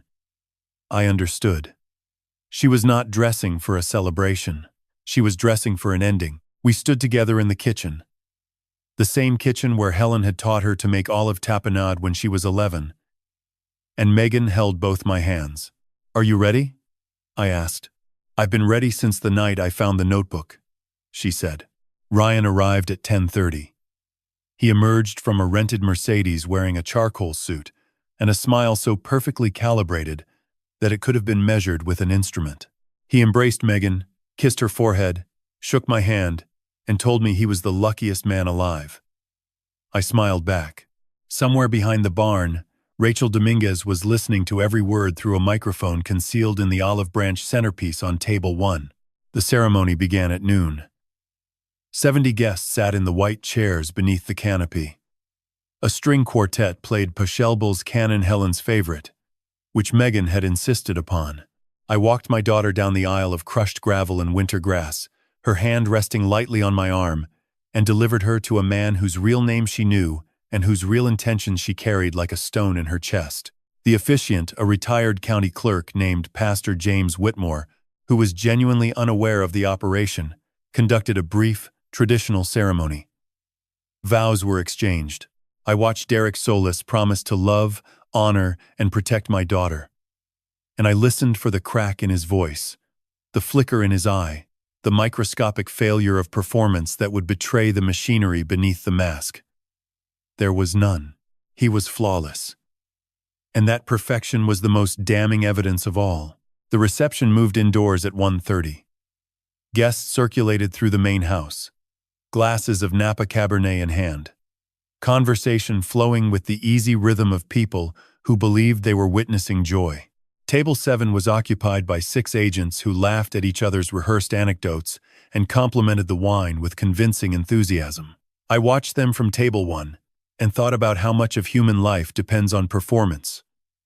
The roles we assume, the scripts we follow, the audiences we convince. Derek had built his life on this principle. Today, so had we. At 3:15, Laura Whitfield approached the head table, carrying a leather portfolio. This was the moment. She had rehearsed the language with Dominguez's team 4 times.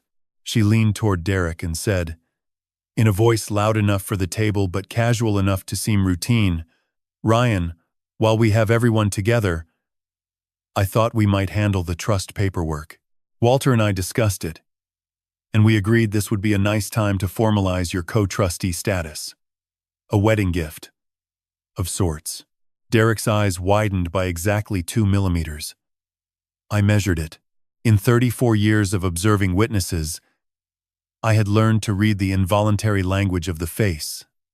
The dilation, the micro-contraction, the split-second recalculation that occurs when a plan accelerates beyond the subject's control. Derek had expected to maneuver toward this moment over weeks. Laura was handing it to him on a silver tray. He recovered in under a second. That's incredibly generous, he said. Are you sure this is the right moment? No better time than the present? Laura replied, opening the portfolio. The document was 12 pages long. Laura had drafted it with exquisite precision, every clause mirroring standard trust modification language, except for the embedded jurisdictional provision on page 9 that rendered the entire document void upon execution. It was a legal ghost, real in appearance, null in substance. Derek would never know. He read the first 3 pages carefully, then skimmed the rest. I noted this. A legitimate attorney would have read every word. A man in a hurry to secure $21 million did not have that patience. He picked up the pen Laura provided, a Mont Blanc that had belonged to Helen, and signed on the designated line. Ryan Caldwell.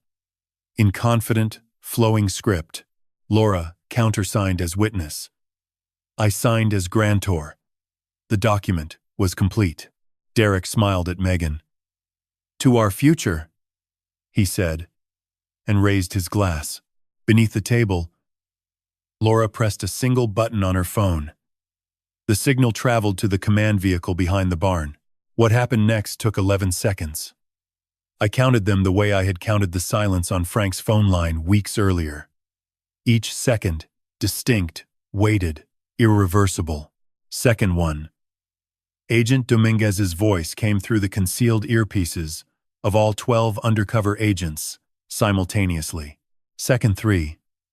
The 6 agents at table 7 rose in unison, their movements synchronized with a precision that silenced the room. Second 5. Agent Marcus Liu reached the head table and placed his hand on Derek's shoulder. Derek Solis, you are under arrest for federal wire fraud, identity theft, and conspiracy to commit financial elder abuse. Stand up. Hands where I can see them. Second 7. Derek's face underwent a transformation I will never forget. The mask did not crack. It dissolved. The warmth drained from his eyes like water from a broken vessel, and what remained was something raw and cold and ancient. He looked at me, and in that look, I saw Alejandro Solis, sitting in the 3rd row of my courtroom, watching his future collapse. Second 9. Megan removed the ring from her finger. She placed it on the table beside the signed document. She did not speak. Second 11. Derek was handcuffed. The room erupted. 58 civilians who had come to celebrate a wedding stood frozen in various postures of incomprehension. Glasses suspended. Conversations severed mid-syllable. Simultaneously, 20 minutes away in Sonoma, a second FBI team breached the rental property where Vanessa Solis was packing 2 suitcases and a laptop containing the offshore transfer authorizations for accounts in Mexico City, Panama, and Lisbon. She was arrested without resistance. It was over. And it was not over. They brought Derek Solis to the FBI's San Francisco field office at 6:47 p.m. I was not supposed to be there. Agent Dominguez had instructed me to remain at the estate, to attend to the bewildered guests, to let the bureau handle the interrogation. I drove to the city anyway. Frank sat beside me and said nothing for the entire 90-minute drive. He understood that there are moments when a man must be present not to intervene, not to speak, but to witness. Dominguez led us to an observation room adjacent to Interrogation Suite B, a narrow space with a one-way mirror, 2 plastic chairs, and a speaker mounted above the glass.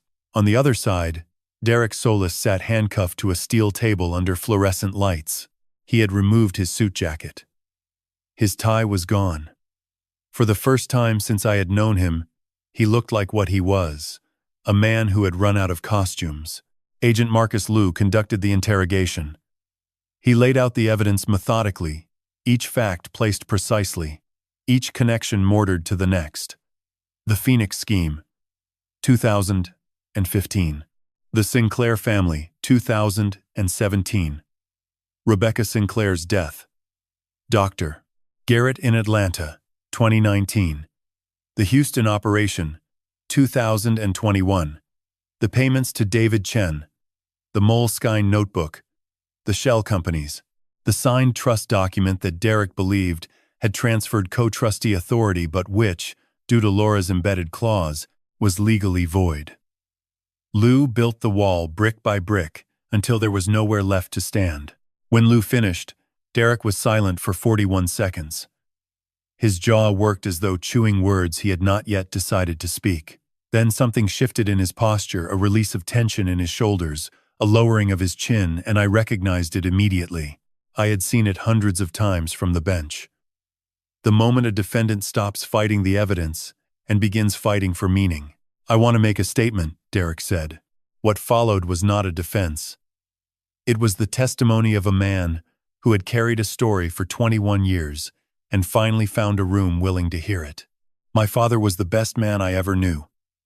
He came to this country in 1982 with $40 and a name nobody could pronounce. He learned English watching courtroom dramas on a 13-inch television in Boyle Heights. He thought the law was sacred. He told me and my sister that if we ever stood before a judge, we should tell the truth, because truth was the only currency that could not be devalued." His handcuffs clicked softly against the steel. In 2003, Walter Brennan sentenced my father to 8 years for hiring men who had no papers. 8 years for giving work to people who needed it. My father had no criminal record. He coached Little League. He built porches for neighbors on weekends for free. The prosecution wanted 5 years. Your judge gave him 8. Mandatory minimum, he said. The statute required it.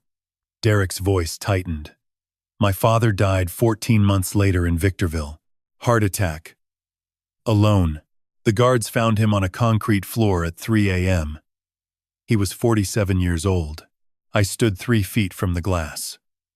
Every word was a nail, driven into wood I had thought was sealed long ago.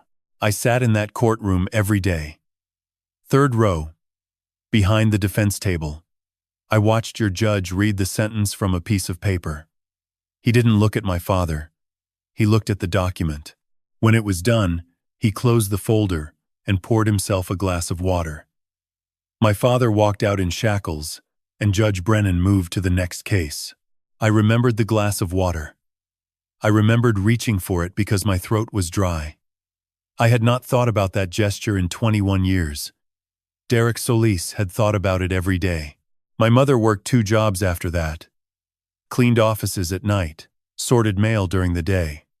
She died in 2009, officially pneumonia. Really grief. My sister was 16. I was 25. I had already started building what you call a criminal enterprise. I call it the only language your system understands. Liu did not interrupt. The confession was providing more than criminal admissions. It was providing motive, context, and the connective tissue binding every prior case into a single prosecutable narrative. I never targeted random people, Derek said. Every family was connected to the system that killed my father. The Phoenix developer lobbied for the mandatory minimum bill your judge applied. The Sinclairs donated to the private prison company operating Victorville. Dr. Garrett served on an immigration enforcement board. He looked directly at the mirror. He could not see me. But I felt his gaze pass through the glass like a current. And Walter Brennan swung the gavel. Derek provided the financial infrastructure in detail: account numbers, transfer protocols, Vanessa's role, the Mexico City correspondent, the Lisbon endpoint. When Liu asked about Rebecca Sinclair, Derek's composure cracked for the first and only time. I didn't know she would do that.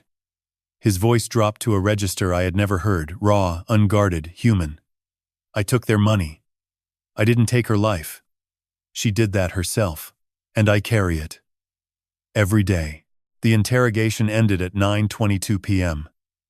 I remained in the observation room for 15 minutes after they led Derek away. Through the glass, the empty room looked like an abandoned stage, the chair pushed back, the table scarred with scratches from 100 previous confessions, the fluorescent light buzzing its indifferent hymn. I had sentenced Alejandro Solis, according to the law. The statute was clear. The statute was unambiguous.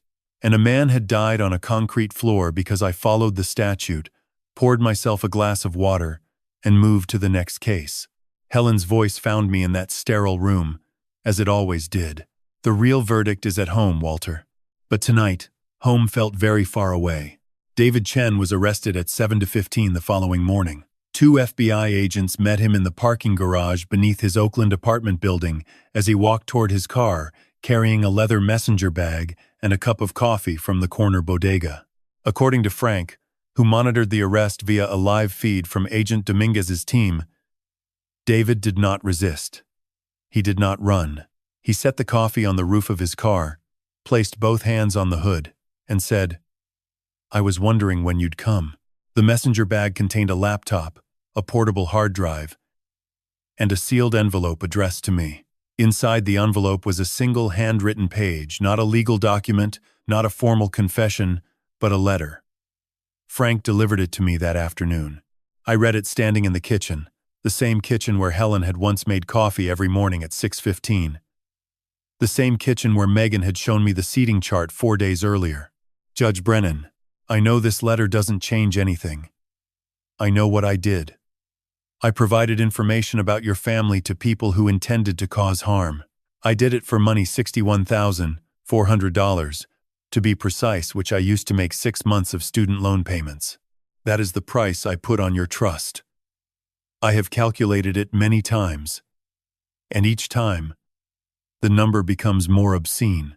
I want you to know that when Derek Solis first contacted me through an intermediary in August 2023, I did not understand the full scope of what he intended. He presented himself as a private wealth consultant conducting due diligence on behalf of a potential business partner. The questions seemed routine: asset structures, trust provisions, beneficiary timelines. By the time I understood that the information was being used to target your daughter, I had already accepted 4 payments. I told myself I would stop.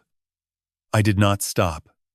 The debt was a room with no windows, and each payment was a breath of air that kept me from suffocating. This is not an excuse. This is the architecture of my failure. I am sorry. Not because I was caught, but because I betrayed the only judge who ever treated me like a son. David Chen. I folded the letter and placed it in the case file beside the other documents. I did not know what to feel. The law in me cataloged the letter as evidence, an admission of guilt, a cooperating statement, a document that would strengthen the prosecution's case. The man in me read it again and remembered David at 26, sitting in my chambers after hours, asking questions about judicial philosophy with the earnestness of someone who genuinely believed the system could be just. Both readings were true. Neither was complete. Agent Dominguez called at noon to confirm that David had agreed to a full cooperation agreement. In exchange for his testimony against Derek and Vanessa Solis, the U.S. Attorney's Office would recommend a reduced sentence 3 to 5 years instead of the 15 to 20 he faced for conspiracy and accessory charges. David would provide detailed testimony about the recruitment process, the payment structure, the specific information he had transmitted, and the intermediary who had first connected him to Derek's network. The intermediary's name was Patricia Langford. This was a name I had not expected. Patricia Langford was a 63-year-old retired paralegal who had worked for 17 years at the Napa County Superior Court, including 8 years during my tenure on the federal bench. She had handled administrative filings, managed case schedules, and maintained the kind of institutional knowledge that made courthouse operations function smoothly. She had attended Helen's funeral.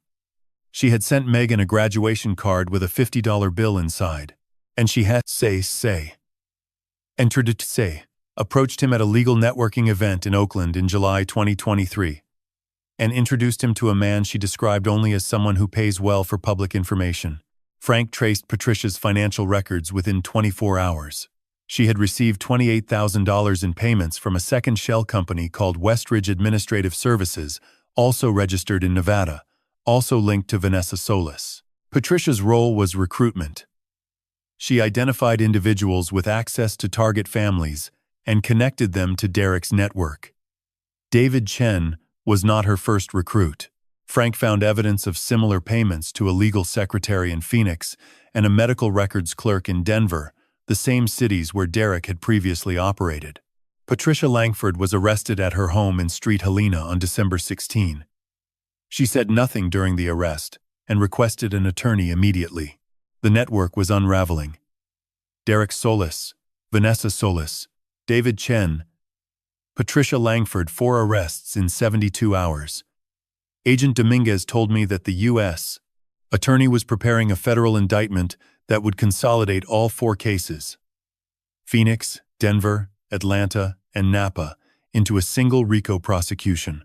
The scope of the charges had expanded beyond individual fraud into organized criminal enterprise. But the legal machinery, however effective, could not address the damage that existed outside its jurisdiction.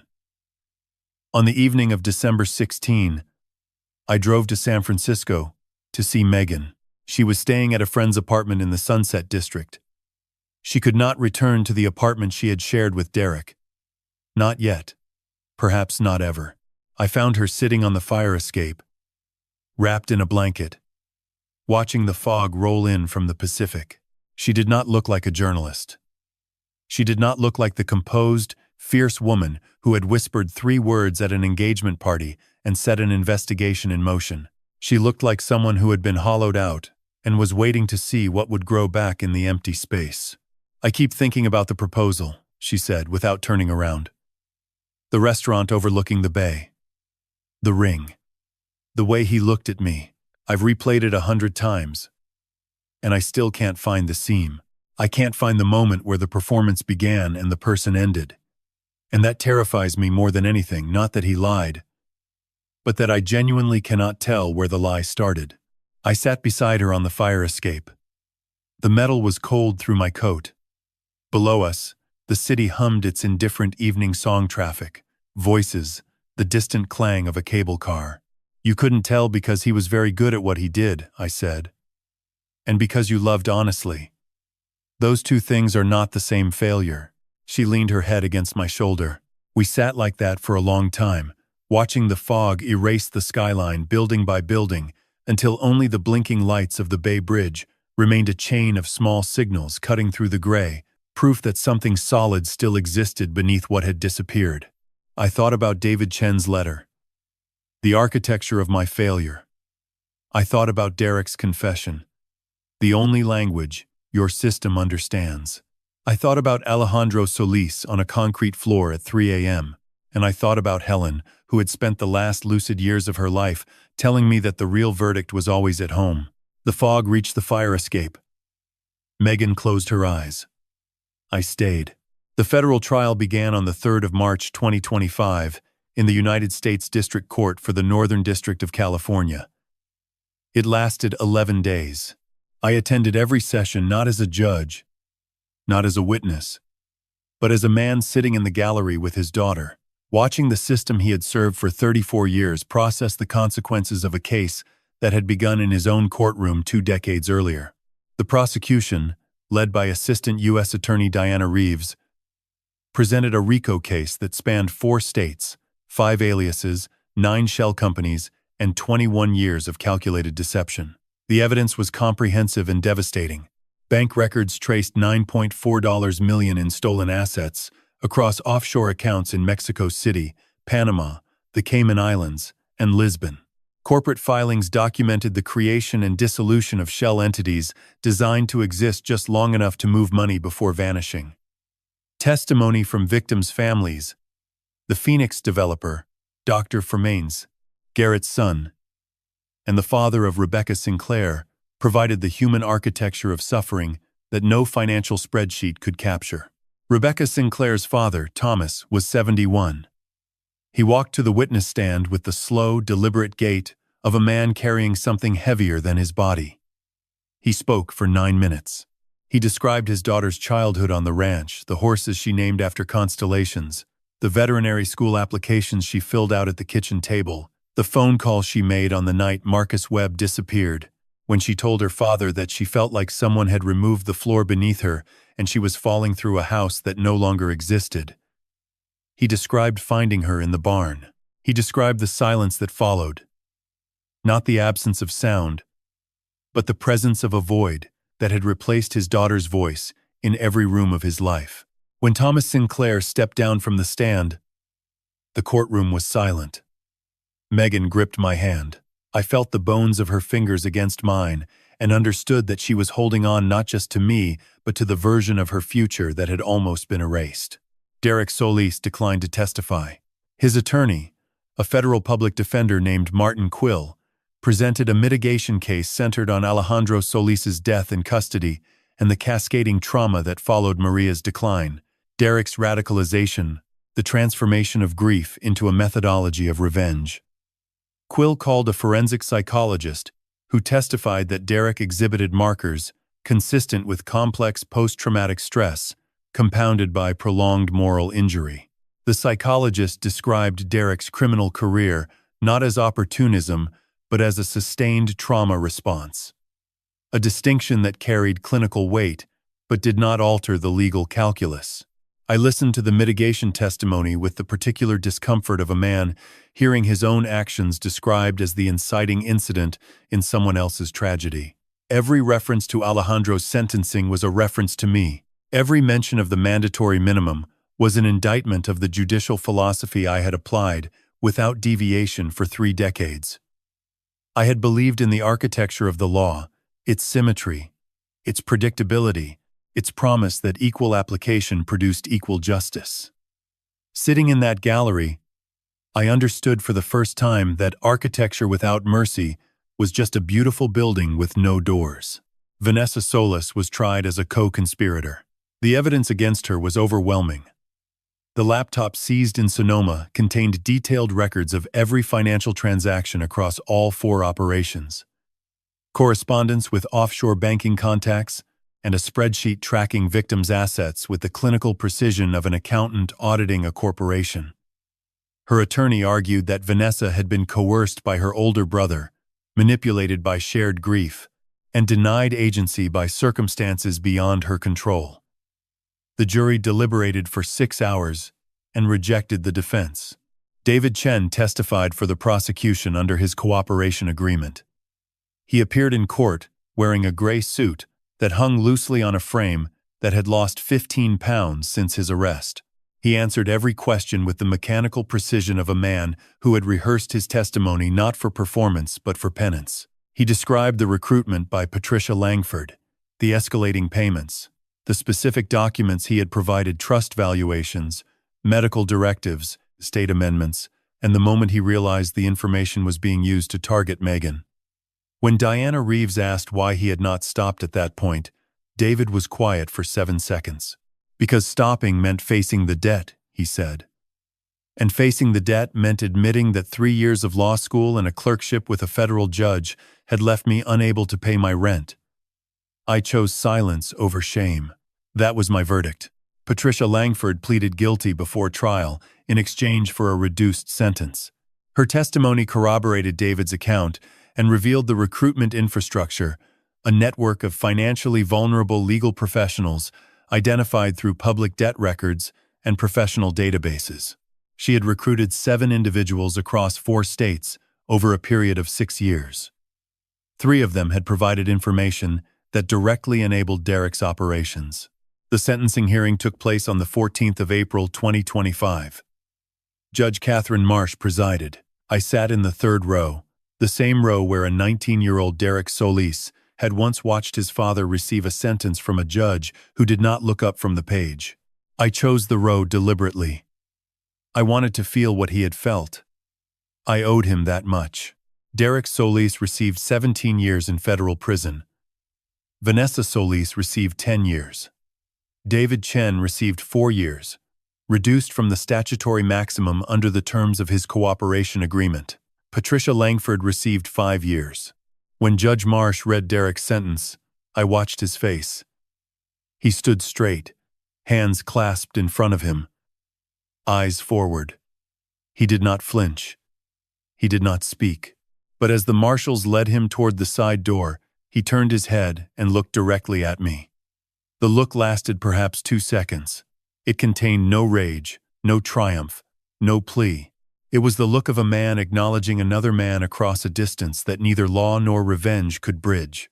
I held his gaze until the door closed. That evening, Megan and I drove back to Napa in silence. The April light was golden and impossibly gentle. The kind of light that Northern California produces in spring, as though apologizing for winter.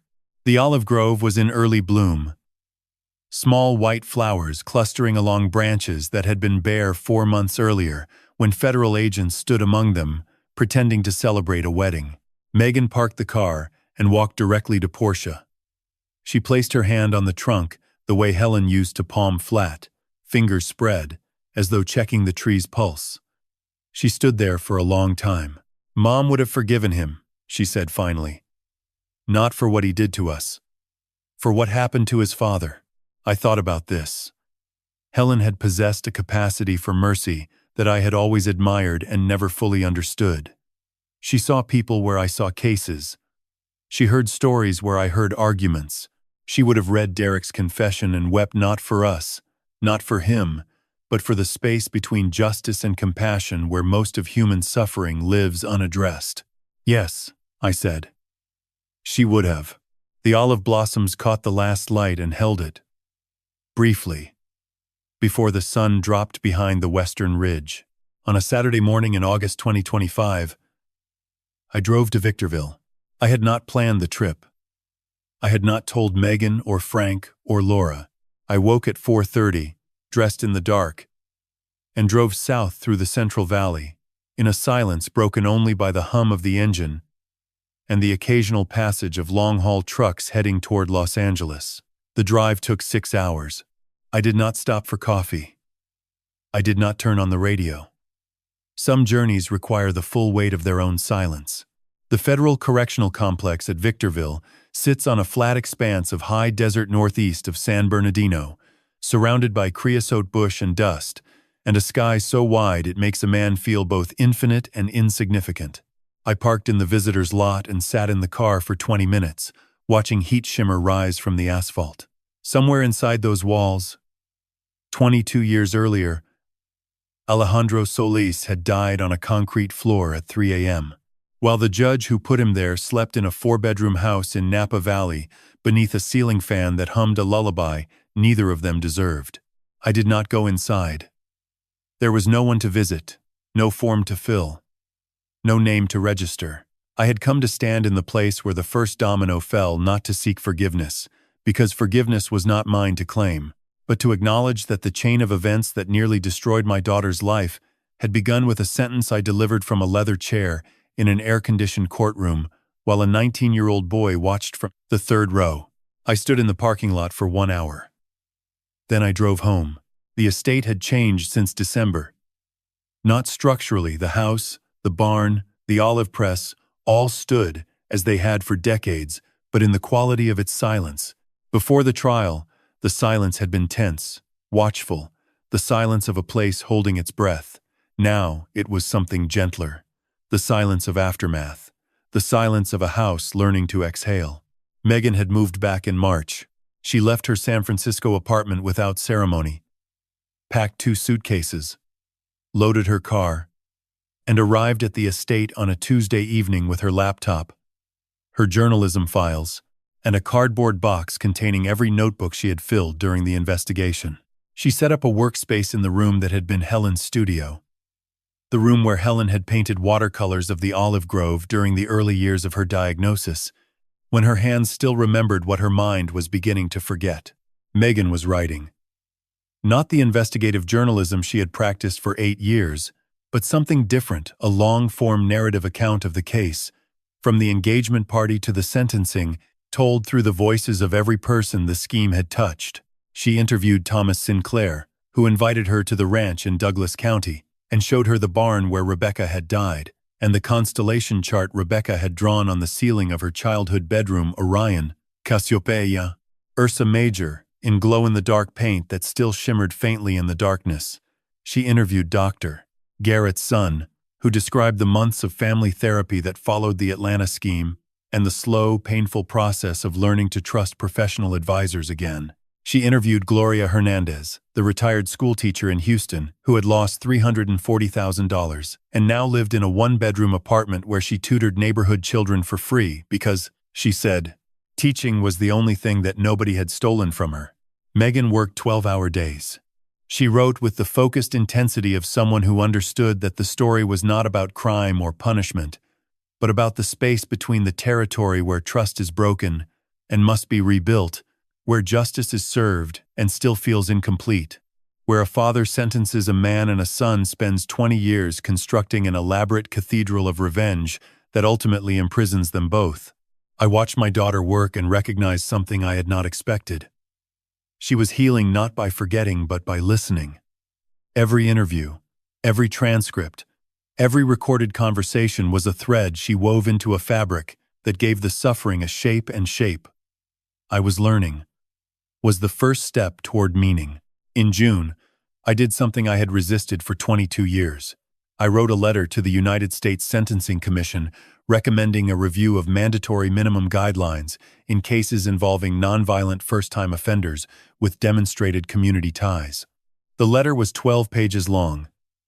I cited 14 cases from my own docket, including United States versus Alejandro Solis. I described, in precise legal language, the human consequences of sentences that prioritize statutory compliance over judicial discretion. I did not ask for absolution.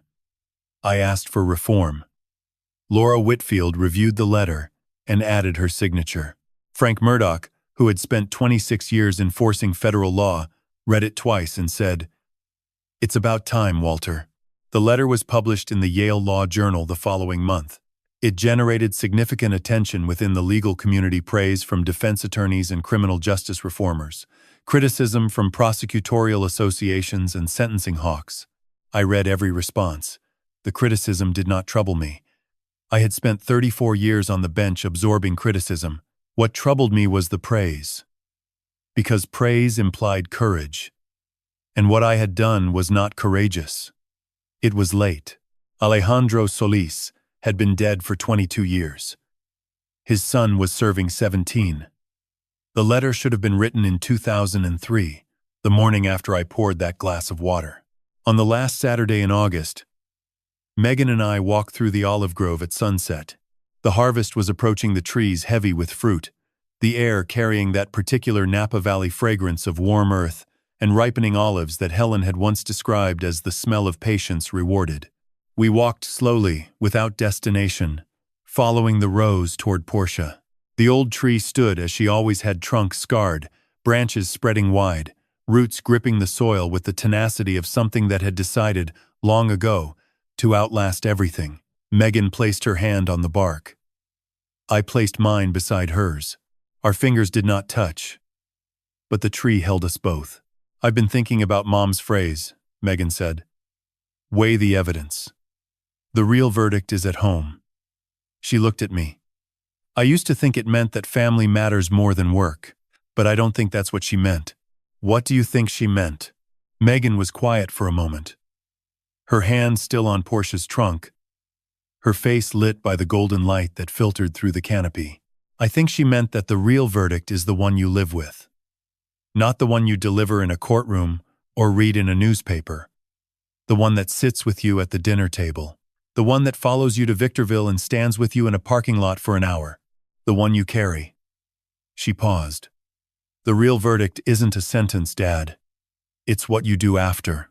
I looked at my daughter, this woman who had been targeted, deceived, nearly destroyed, and who had emerged, not hardened, but deepened.